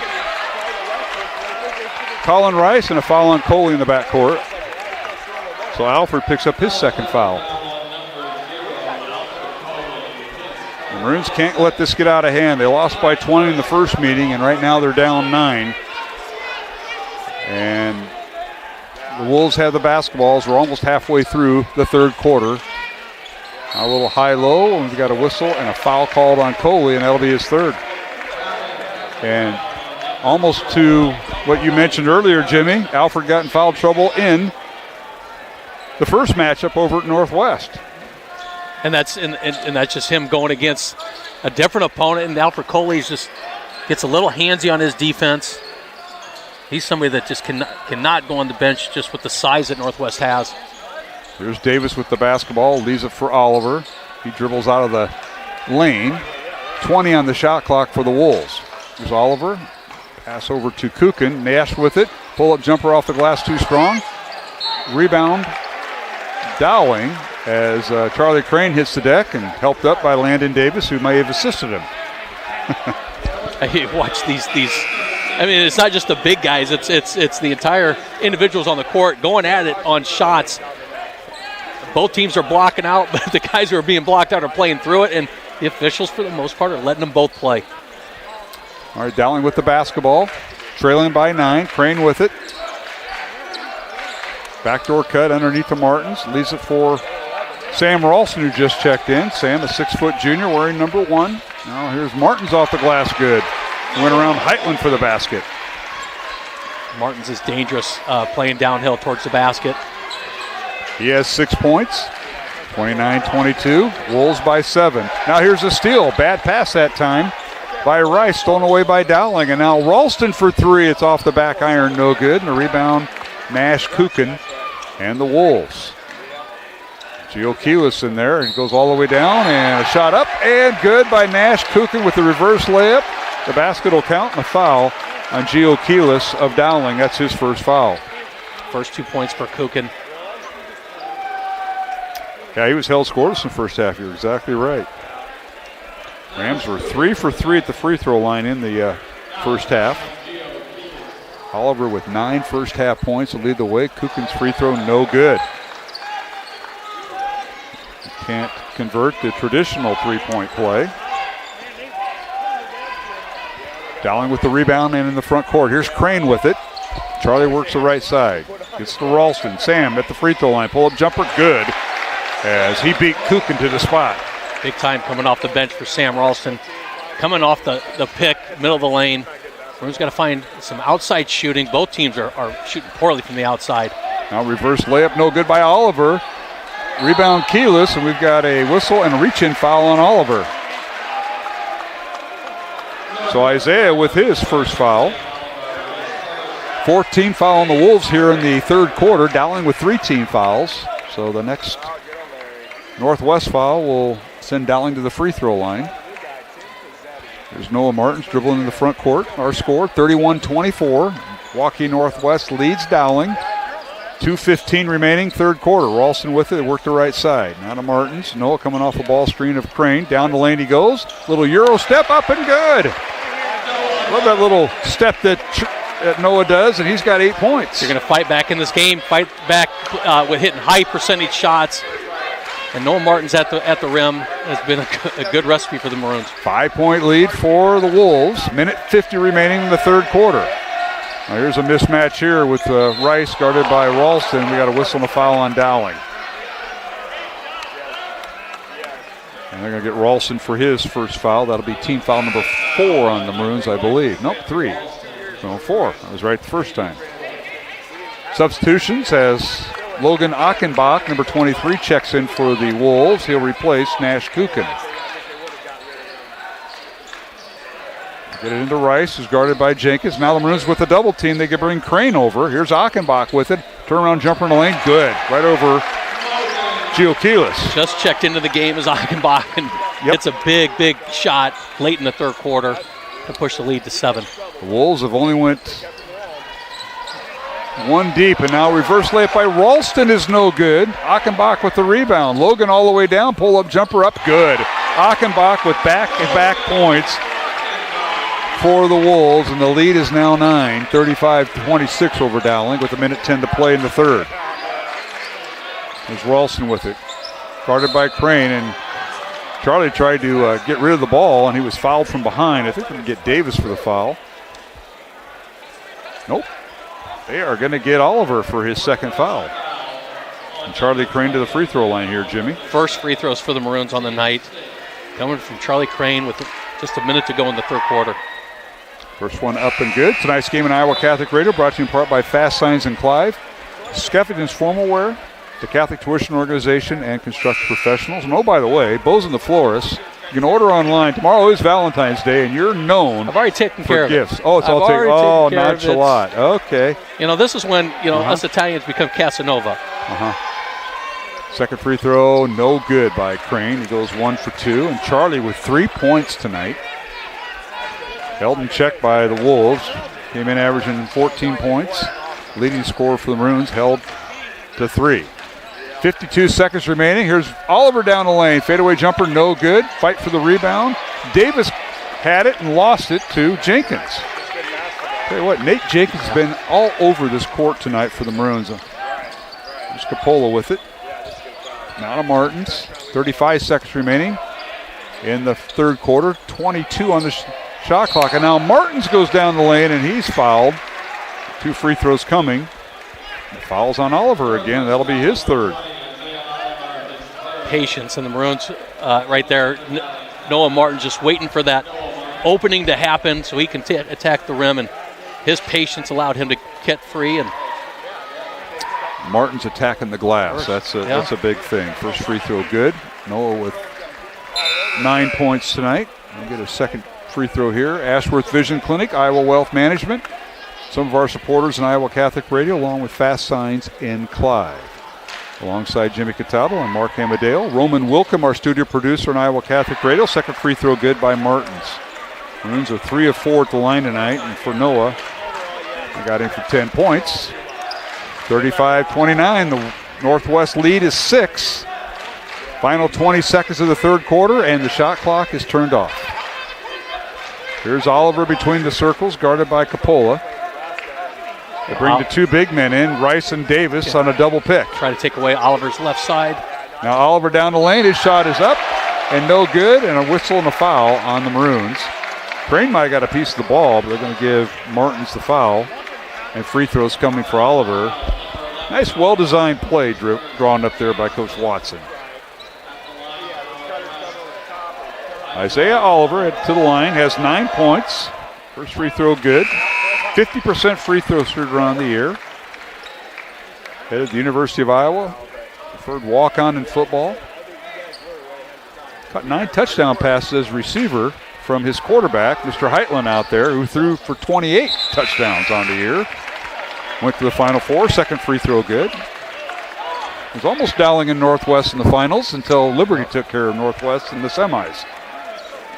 In football. Here's Martins with it. 1 second remaining. Shot at the horn. No good. A whistle and a foul at the horn. And we're going to have a dead ball free throw for Dowling. Fouls on Nash. Kukin is second. And free throws coming for Noah Martins with no time on the clock at the end of the third quarter. And a very desperation type shot for Noah Martins. It's really an unfoulable type play for Northwest. But they get Noah Martins on the elbow at the three-point arc, so he's going to shoot 3 free throws here with 0.5 to go in the quarter. That's what Tyler Brady mentioned too. The official scorer, Kevin Oddie here. First free throw up and good.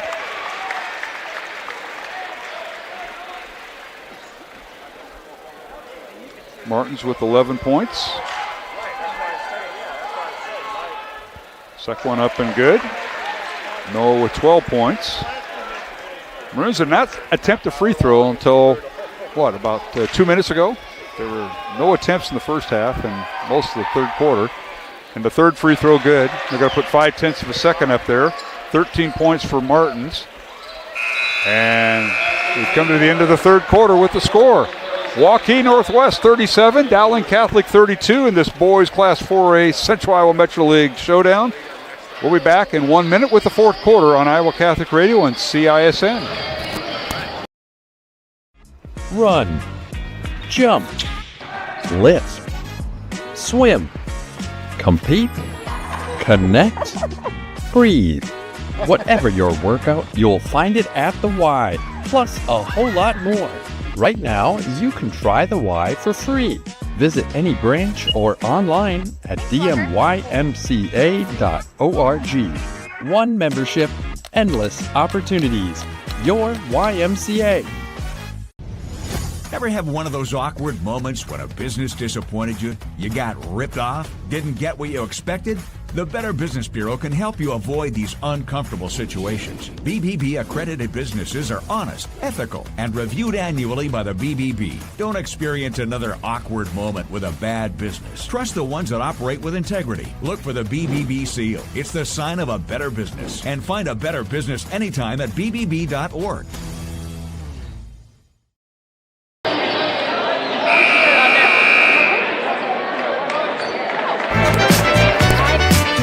Welcome back to the Dowling Catholic Gym here in West Des Moines. We start the fourth quarter. Waukee Northwest leading Dowling 37-32. The Wolves ranked fourth. Wolves ranked third. Dowling ranked fourth in Class 4A. Two of the top 3 teams in the conference and the state. Waukee knocked off Waukee Northwest in their second meeting. And now underneath Dowling to start the fourth quarter. Reverse layup no good by Noah Martins. Rebound out to the Wolves. Here's Heitland with it. Skip pass over to Achenbach. His three-pointer no good. Ball goes out of bounds. And what do they have? Official stop play, and it'll be Dowling basketball. What a hustle over there. Heitland was battling Martins, I think, Jimmy, but let's take a look at the stats through 3 quarters. Both teams are shooting about 38%. And poor shooting from 3. Dowling is 2 of 11. Waukee Northwest is 2 of 13. I have Waukee Northwest out-rebounding Dowling 17-16. Maroons have 10 turnovers. Northwest 6. Maroons went 6 of 7 from the free throw line in that third quarter. Let's see here. Northwest went 2 of 3. All right, Dowling with the ball. trailing by 5. Here is Noah Martins with the basketball. They'll launch the three, top of the key over Oliver. It's no good, and a rebound out to the Wolves. In the front court is Landon Davis. Davis with it, guarded by Jenkins, and the ball stolen away by Keelis. Good hustle by Gio. He came and helped defense there, Jimmy. Tremendous defensive play by Keelis coming over to help. Drawing the ball away from Rice and getting the turnover. He and Nate Jenkins double teaming Rice, and now Noah on the baseline, and a hooking foul line. I'll tell you what, Oliver's just picked up his 4th foul. Isaiah Oliver, and that's trouble for Northwest. They'll get Achenbach back in the game for Oliver. And Coach Watson has only went 1 deep tonight, and that's Achenbach in there. And Achenbach's been effective off the bench. Yes, yes, he has. You lose a little bit of the that quarterback play by Oliver. He leads the Class 4A, as we mentioned, in assists. So you lose that to him going on the bench here early in the 4th quarter. Dowling was 6 of 7 at the free throw line in that 3rd quarter. Wolves were 2 of 3. They're now 5 of 6 for the night at the free throw line. Dowling with the ball, 20 on the shot clock. Here is Martins with it. It's Martins, Keelis, and Jenkins, the 3 guards, with the bigs in there, Alfred Coley and Charlie Crane. And now here's Jenkins, fakes the 3, now goes to the basket, is shot up and left it short. Coley with the rebound, put back up and in, the basket will count, and a foul on Waukee Northwest, says Pat Hoberg. A little late call in there, but you wonder if he was, because Coley took a lot of body on that shot, got the foul call, converted on the shot. Alfred Coley with just his 4th point of the night, and they have really held the Dowling bigs into single digits instead of double digits as they normally score. Alfred's free throw, good. He's got 5 points. And it's 37-35, Northwest by 2 over Dowling. 6 minutes and 15 seconds remaining, 4th quarter. Here on Iowa Catholic Radio and CISN as we simulcast tonight. If you're listening on Iowa Catholic Radio, it's 105.5 FM. That is our brand new frequency as of be a year this coming April. And now corner 3 by Rice is no good. Rebound Dowling and Crane. Outlet pass to Keelis. Over to Jenkins underneath, layup up and no good, and a foul on Achenbach. And Nate Jenkins to the free throw line, and he'd love to have that back for an and 1 opportunity, but he'll settle for the foul. And on Achenbach, his 3rd, and we've got a timeout on the floor. We'll keep it here with 5 minutes and 52 seconds remaining in the 4th quarter, 37-35. Waukee Northwest leads Dowling, and 2 free throws coming out of the timeout. And Jimmy Cataldo, what a battle. The Maroons have had to crawl their way back from a 9-point deficit. Well, you want to talk about just a tough time being a rebounder tonight. Both teams are just battling inside to get all rebounds, and it's fun to watch how much aggressive these two teams, both teams leading Class 4A in rebounding, total rebounding. Northwest is number 1 in Class 4A, and Dowling's number 2, and both teams are battling inside. Let's see here, I have the rebounds 19 for Northwest to 18 of Dowling, so that's going to be the key going here in the 4th quarter is rebounding missed shots, eliminate second chance shots, and see if you can fight to the last 1 or 2 possessions of this game. Well, foul situation is going to play a big part of this, Jimmy, as we know. Oliver started with 4 fouls for the Wolves. Coley's got 3 for Dowling, but that bench may have to get a little deeper for Waukee Northwest, as the next man in is Joe Vineyard, and he's a tight end of the football team. And Jenkins' first free throw, no good. So Nate misses the first. He's got 6 points tonight. 71% free throw shooter on the year. He'll get a second one here. And it rolls off the rim, no good. Rebound, Waukee Northwest. Dowling now 6 of 9 at the free throw line. 5:45 remaining, 4th quarter. Here's Davis working against Coley. Left block in the lane, gets him in the air. Shot up, blocked by Coley. Gets the rebound, though. They kick it out to Heitland for 3. It's no good, and Crane comes away with it. Wow, what a battle between Coley and Davis there. I thought that was well timed by Alfred as Davis with the shot. I thought Alfred had it well timed. All right, here's Martins with it. Noah in the lane. Kicks it over in the corner to Jenkins. And he's closed out by Kukin, who's guarding him. Now Jenkins in the lane. Reverse layup up, no good. Coley tips it in, and he's hurt. He fell down on his hip, but Alford with the basket, and we got a whistle and a foul in the front court for Waukee Northwest. Officials get together off the collision. That foul will be on Gio Keelis, his second. But Alford fell down. I think he hurt his hip. He went through Charlie Crane to get the offensive rebound, not through Waukee. And put it in. And put it in and lost his footing and came down on his hip. But 7 points for Alfred Coley. And we're tied at 37, under 5 minutes to play. Wolves with the basketball. To get it to Davis, guarded by Coley, leans in, double team. Now the skip pass over to Achenbach, and he threw it away. Turnover against the Wolves. Few turnovers on Northwest tonight. That's just their 8th of the game. It comes at a big time. Score tied. A little under 5 minutes to go. Dowling in the front court. Here's Noah Martins, works the left side. Down the lane. Pull-up jumper up and good! He gets the roll. Didn't use the glass, but got the roll, and Dowling with the lead. Such a tough shot from 2 feet, not being able to use the backboard. More of a touch shot, and Noah Martins converts. Martins with 15 points. Here's Davis with the basketball. Kicks it out to Rice. Rice spins against Coley in the lane. Little jump hook. No good. Missed everything. The rebound, Dowling and Martins. Noah in the front court. Gets to Jenkins. To Crane. Down the lane he goes. His shot is blocked. Blocked by Davis. Rebound to Rice. Big block by Davis. Here's Kukin with it. Dowling by 2. Kukin with the basketball. Kicks it out to Rice in the corner. Drives against Martins. That's a mismatch. Underneath, draws the foul. It'll either be Crane or Martins with the foul, says Pat Hobart. And Martins will pick up his second foul. And 2 free throws coming for the big guy, Colin Rice, 6'8", senior, headed to Nebraska, leads the team and made 3-pointers. Rice will get 2 here. He has 14 points tonight. First free throw good, a 78% free throw shooter on the season. Tonight's game on Iowa Catholic Radio brought to you in part by Ashworth Vision Clinic, Construction Professionals, Iowa Wealth Management, and Bozen the Florist. And don't forget, you can order online at bozen.com. Second free throw good by Rice, who has 16 points. 39 all, Dowling and Waukee Northwest. 3:45 to go.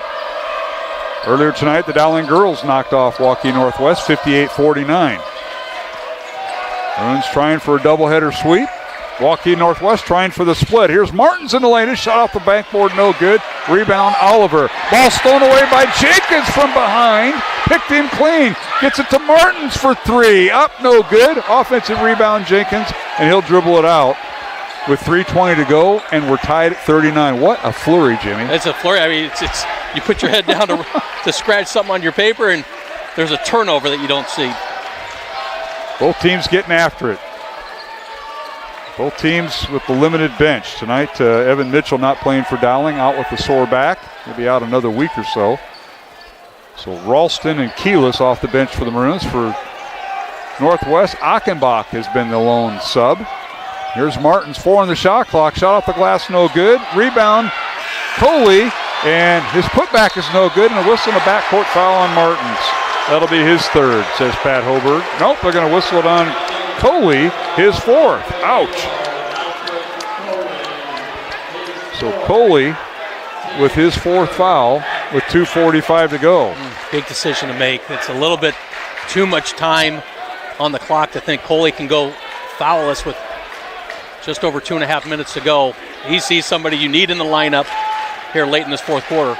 All right, here's Oliver with the basketball. They work the left side to Kukin, guarded by Keelis. Nash with it, dribbles in the lane. His shot with the right hand, good off the glass right around Keelis. Nash Kukin, the sophomore, hits big. That's just his 4th point tonight. Came in averaging 9.5, and the Wolves take the lead by 2, 41-39 over Dowling. 2:10 to go 4th quarter. What a move. It was a great cross the lane move by right-handed shot by Nash Kukin. Put it in a spot that Keelis couldn't guard. Now a timeout Dowling. 16 on the shot clock as we approach the 2-minute mark, and we have a full timeout. We'll take it. 2:01 to go in the 4th quarter. Waukee Northwest 41, Dowling 39 on Iowa Catholic Radio and CISN. Iowans are working hard, but high prices make it even harder to keep food on the table. Record numbers need help. Your neighbors, your friends, your community. Stopping hunger starts here. Thank you for tuning into today's broadcast. Don't forget to like and subscribe to the channel so you don't miss any of our live events. You can also follow us on X, Facebook, and Instagram in the description below for more coverage of Central Iowa high school sports and the Des Moines Menace. Now, back to the game.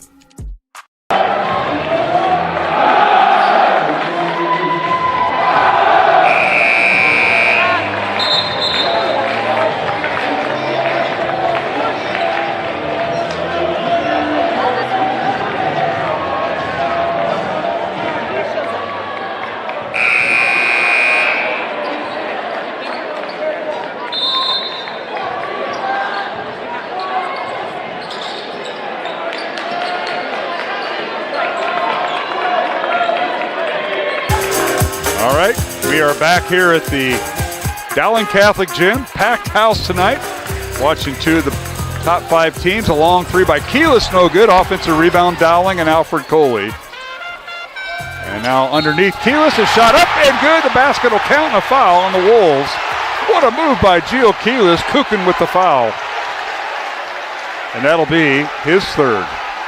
Keyless has had a steady second half, assisting, fighting for turnovers. That time hitting the baseline, layup, drawing the foul, converting, tying the game with 1:40 to go. And Keyless having a strong second half. That's his first 2 points of the night, believe it or not. Gio Keyless came in averaging 9 points, and Wolves held him to 2. A chance for an and one here. We're tied at 41. The Maroons chance to take the lead, and the ball rims out, no good. Charlie Crane, offensive rebound, and putback is good. Crane with just his 4th point. 43-41 Dowling. Strength of the Maroons is finding offensive rebounds, that time with a big putback by Charlie Crane, pushes the Maroons up 2. Well, if there's ever a time for a missed free throw, that might have been it. Dowling by 2. Crane with 5 points, excuse me. I forgot the free throw that he made earlier. Now here's Oliver for 3, and it's no good. Rebound Dowling and Keyless, in Martins rather. And Noah will dribble it up with 1:05 to go in the 4th quarter. Dowling by 2, and let's see how the Maroons milk the clock here. It's hard to understand what offensive set they're going to go to. Both teams have struggled to find points on the board. Here's Martins with it. 4 team fouls on the Wolves, so the next foul is a three-pointer. Good by Keyless from the corner. Gio with 5 points in the last minute, and the Maroons lead by 5 with 40 seconds remaining. Here's Oliver in the lane. Gets it to Rice. Turnaround shot up and no good. Rebound Crane. And a loose ball foul in the backcourt on Rice. That'll be Collins' second foul as Capola set to check in with 30 seconds remaining. Free throws coming for Dowling. That's the 15th foul on the Wolves of Waukee Northwest. And Charlie Crane to the line. You go back and the game was tied 37 all. Maroons took off with about 2 minutes to go in this game and rattled off 9 points. Just a big fury in the last 2 minutes. Charlie's first free throw, good. He has 6 points. 47-41 Dowling.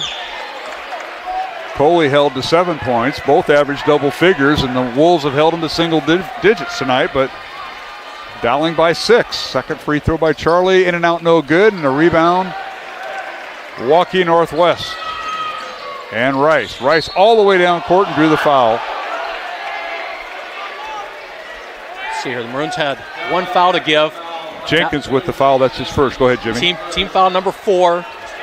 So now any foul here on out, either team goes to the free throw line shooting 2. All right, they inbound it to Oliver, to Kuchen for 3. It's no good. Weak side rebound, Dowling. That's Noah Martins. Double team in the backcourt and a reach-in foul on the Wolves, and Noah to the free throw line as Kuchen picks up his 4th foul. 16 seconds remaining, and Dowling about ready to pull the upset. This series has been dominated by the Wolves.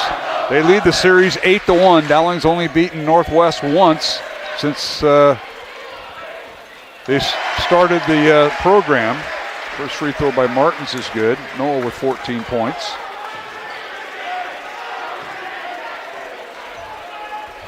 (48-41) Dowling. We'll have the post-game show on Iowa Catholic Radio and CISN. Second free throw good. 15 points for Martins. 49-41, Dowling by 8. Long three by Oliver, no good. Offensive rebound, put back by Rice is good. And a timeout, Northwest. 18 points for Rice. And it's 49-43. Dowling by 6. We'll keep it here with 8.7 seconds remaining. Alongside Jimmy Cataldo, I am Mark Amadale. Don't forget, post-game show to follow. For our TV viewers on the live stream with CISN, we appreciate all their help tonight. Up there, Aaron Bandy, the director, Sam Nord, and Marion Bailey, the camera operators. They will join us for the first part of the post-game show, and then probably when Coach Einertson joins us for radio, we will say so long. So we want to thank our CISN audience tonight and their sponsors. And last time that we get a hookup during the regular season, and what a ball game. Top 5 teams in the girls game, won by Dowling if you joined us late. Dowling girls a winner 58-49 over second-ranked Waukee Northwest in the battle of 2 of the top 3 teams in the state. And here in the boys contest, 4th-ranked Dowling boys leading 3rd-ranked Northwest here, Jimmy. Just a defensive battle, entertaining defensive battle throughout. You look at Waukee Northwest averaging 69 points a game. The Maroons have held them to 43 with just 9 seconds to go. Our thanks to Fast Signs in Clive, Construction Professionals, along with Skeffton's Formal Wear and Catholic Tuition Organization. Jenkins inbounds the ball to Martins, and a backcourt foul on the Wolves. I think that's on Oliver, and he fouled out, I believe. That's going to be number 5 on Oliver. He fouls out with 11 points. He started the game with a fury. The Maroons kind of laid off to him, and he hit 2 big threes in the first quarter, I believe, and had a strong first half. Yes, he did. Found some foul trouble in the second half. And Martins at the free throw line. First one good. Noah with 16 points. Oliver fouls out with 11 points. Second free throw good by Martin. He's got 17 points tonight. And now here's Kukin. Shot no good, and that'll do it. Dowling will get it down court, and the Maroons will win it 51-43. Dowling upsets the 3rd-ranked Waukee Northwest Wolves, 51-43 the final. And Dowling with the doubleheader sweep here at the Maroon Gym in the final girl-boy doubleheader meeting of the year, as the Wolves have won 5 of their last 6 against Dowling, and 5 in a row. The Maroons snapped the 5-game losing streak to Waukee Northwest. Congratulations to Justin Einertson and the Dowling boys on the win tonight. Just a big fourth quarter for the Maroons, outscoring Waukee Northwest 19-6. And a lot of that had to do with rebounding. Maroons out-rebounded Waukee Northwest 13-9. Had no turnovers, which was a huge stat for the Maroons. They went 7 of 10 from free throw line. But at the end, I think the Maroons just really buckled down their defense. Got Waukee Northwest got cold, and I thought defensively it was just such a battle for both teams. Certainly was. We're going to take a 2-minute break along our network lines, a 2-minute break, and we'll come back with the post-game show. We'll total up the statistics as the Dowling boys a winner as they knock off number 3, Waukee Northwest, 51-43 here at the Dowling Gym, and the girls game won by the 3rd-ranked Dowling girls over number 2 Waukee Northwest, 58-49. We'll be back. We'll total up the scoring for the boys game in 2 minutes along the Iowa Catholic Radio Network and CISN. Hi, this is Chris from Fireplace Superstore. And if your old fireplace isn't giving you everything you want, you need to come see us so we can show you Heat & Glow's industry-leading gas fireplace inserts. A Heat & Glow gas insert will convert your old wood burner into a high-efficient gas fireplace that's easy to use and will warm your house. Come see us soon and get on the schedule for this winter's installations. For the best selection of fireplaces in the state of Iowa, come see Fireplace Superstore, just west of Homeacres on Douglas Avenue. Run, jump, lift, swim, compete, connect, breathe. Whatever your workout, you'll find it at the Y, plus a whole lot more. Right now, you can try the Y for free. Visit any branch or online at dmymca.org. One membership, endless opportunities. Your YMCA. Free Godfather's Pizza begins with the download. Order through my new online ordering app and start earning free pizza and sides. It's easy. Download the Godfather's Pizza online ordering app today. Do it.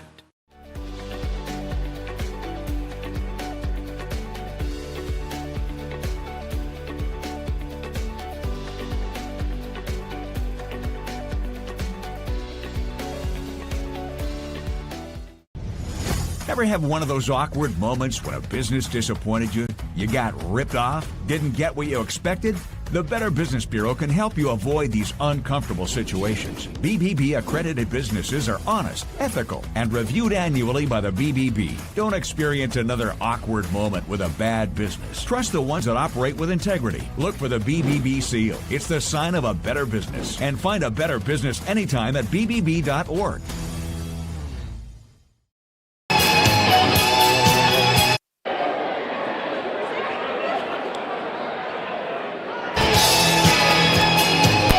All right, welcome back to the Dowling Catholic Gym here in West Des Moines. Roman Wilkham, our studio producer, for listening on radio, playing a little bit of Journey. I like that. Don't Stop Believing. The Maroons did not do that tonight. They did not stop believing. They came back and defeated the third-ranked Waukee Northwest Wolves for the second time since the two teams started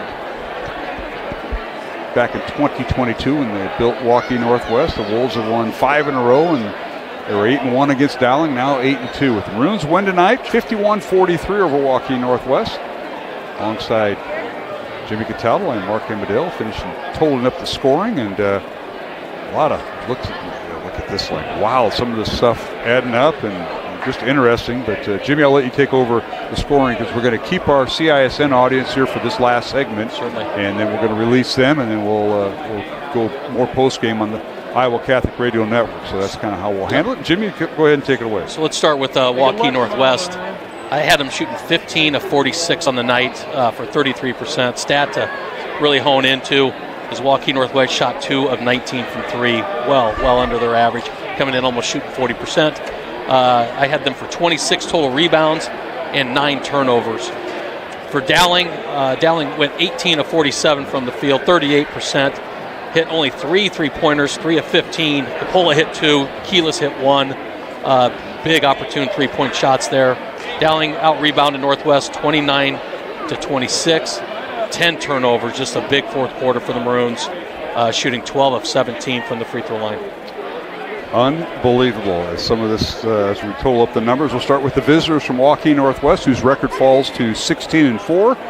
The Wolves will be in action tomorrow. They have a makeup game tomorrow night at 5:30 at home against West Des Moines Valley, a CIML makeup game. And then next week they close out the regular season on Tuesday, hosting 10th-ranked Roosevelt. Tomorrow night's game for Waukee Northwest, 5:30 at the Northwest Gym, and on Tuesday night, 7:45 from the Northwest Gym. For Dowling, the Maroons move on to take on Norwalk at noon tomorrow, and then home, or rather on the road. The game we'll have next Thursday, Dowling at 7th-ranked Ankeny, and that'll be an early start. We'll be on there at 6 o'clock. Boys-only contest up there. All right, let's take a look at the numbers for Waukee. They were led by Colin Rice's 18 points tonight. They headed to University of Nebraska. He was a lone player besides Oliver. Isaiah Oliver finishing with 11 points, fouled out with 8 seconds remaining. Rounding out scoring for Northwest, 4 points each for Logan Achenbach off the bench. Mac Heitland with 4 points, and Nash Kukin with 4 points. Landon Davis came in averaging 14 points, headed to Illinois, held to 2 points tonight for the Wolves, who went 7 of 8 at the free throw line. Now for Dowling Catholic, the Maroons were led in scoring by Noah Martins with 19 points, and I think I had him 5. He went 9 for 9 at the free throw line in the second half. 9 for 9, Noah Martins with 19 points. He was following scoring for the Maroons by Alfred Coley with 7 points. 3 players with 6 points, Nate Jenkins, Charlie Crane, and Maddox Capola, all with 6 points. 5 points for Gio Keyless. Sam Ralston with 2 points to round out scoring for the Maroons, who went 12 of 17 from the field. And we are joined here in this segment, so our CISN audience is going to get to listen to you. Justin Einerson, Dowling boys basketball coach, welcome, congratulations, and thank you for joining us on Postgame. What a win! What a win. Yep, guys executed. A lot of it wasn't even execution. It was just making monstrous plays at monstrous time. You know, Charlie's offensive rebound, Gio's scoring late, Maddox scoring early. I mean, down the line, just a true team effort by our guys today. And that's what it takes to beat these guys. I mean, you have to be locked in. But shout out to them and our scouting and defensive staff for holding the best offensive team in the state to 43 points. That is remarkable. Believable. You know, defense does win championships. I know they don't preach that up in Green Bay in that area, but I think it does, doesn't it? Dick Bennett, yeah. There was no offense. I used to be really excited when they'd hold someone under 40. That's right. That's right. Well, what a night it was. You know, you look back in the first half, got out to a 2-point lead, but got outscored in the second quarter. What was the message at halftime for this Dowling team? You were down 6 at halftime, and they were waiting. They were chomping at the bit, was Northwest in the third quarter. But you withstood that and outscored them in the third. What was the message at halftime, Just Coach don't Anderson? flinch. I mean, that was kind of the message all week. No matter what comes our way, don't flinch. I thought we probably did in that first game with them, and it turned into a big run. And Waukee at home, it felt like we weren't really ready to take a punch. So take a punch and then give one back. And, you know, our punches are done different ways. It's a little bit more of a grind when we're good. And, you know, we were able to stop a lot of their transition breaks by shot selection. Honestly, shot selection just improved in the second half. I thought you really gambled coming into this game, putting Jenkins on Rice. Jenkins getting, about 5, 6, 7 inches off of Rice. But he has definitely been your dominant defensive player, at least this latter part of the year. But putting Jenkins on Rice, I think, really set the tone, changed up with Waukee Northwest. Rice still scores 18, but I thought Jenkins' ability to shut down Rice at times was a big part of keeping them 26 under their average tonight. Yeah, no question. Just an incredible job by Nate. You know, he scored 6, which is about right at his average, I feel like, lately. And, I mean, he's holding guys under their average. He did it again tonight. You know, it wasn't just Nate. It was Nate starting the possessions, really, by getting into Colin. But I thought everybody was super locked in defensively on a level that we haven't seen in a while. So they were ready to go tonight. And, you know, the crazy thing is we play a tough team tomorrow, so we got to somehow get that back and do it again. You know, you mentioned Nate Jenkins, and Jimmy brought him up. What a defensive job. He was also the Nick Nieder award winner for this season, and that was done before the game, and that's what an honor that is, the Nick Nieder Award. For our listeners and viewers watching tonight, Coach, talk a little bit about the Nick Nieder Award and what it means to Dowling and the recipient each year. Yeah, so Nick passed away as I believe, sophomore. Multi-sport athlete, really loved basketball. He was known for his grit and tenacity and, you know, playing hard, but most of all, loving the game. And he passed away pretty quickly. His family started this award in his honor years ago, actually. A lot of really great men have won this award in the past. And they gave me the opportunity to continue it. I think it had stopped over COVID maybe. And they gave me the opportunity to continue it. And our winners since I've been here are Joe Broderick and Lucas Paoli and now Nate Jenkins. So guys that represent all the right things about Dowling Catholic basketball. They're gritty, they're grinders, and they work extremely hard. And man, I mean, those 3 names I just mentioned are the epitome of those things. So we're excited about keeping it going year to year, and it's awesome to have our guys kind of strive for it when they start their season. All right, well, we got to release our CISN group, so if you just bear with me, I got a little brief here. Don't let Cataldo go too far, all right, because I got to clear this off. All right, that'll wrap up our coverage on CISN. We're going to keep it here on radio, so Roman, don't cut me off. Final scores tonight. In the girls' contest, it was Dowling Catholic defeating Waukee Northwest 58-49 in the battle of number 2 versus number 3. And tonight in the boys' contest, it was 4th-ranked Dowling defeating 3rd-ranked Waukee Northwest 51-43. For Jimmy Cataldo, Mike Burkert, and for head coach Justin Einerson, this is Mark Amadell saying good night, and thank you for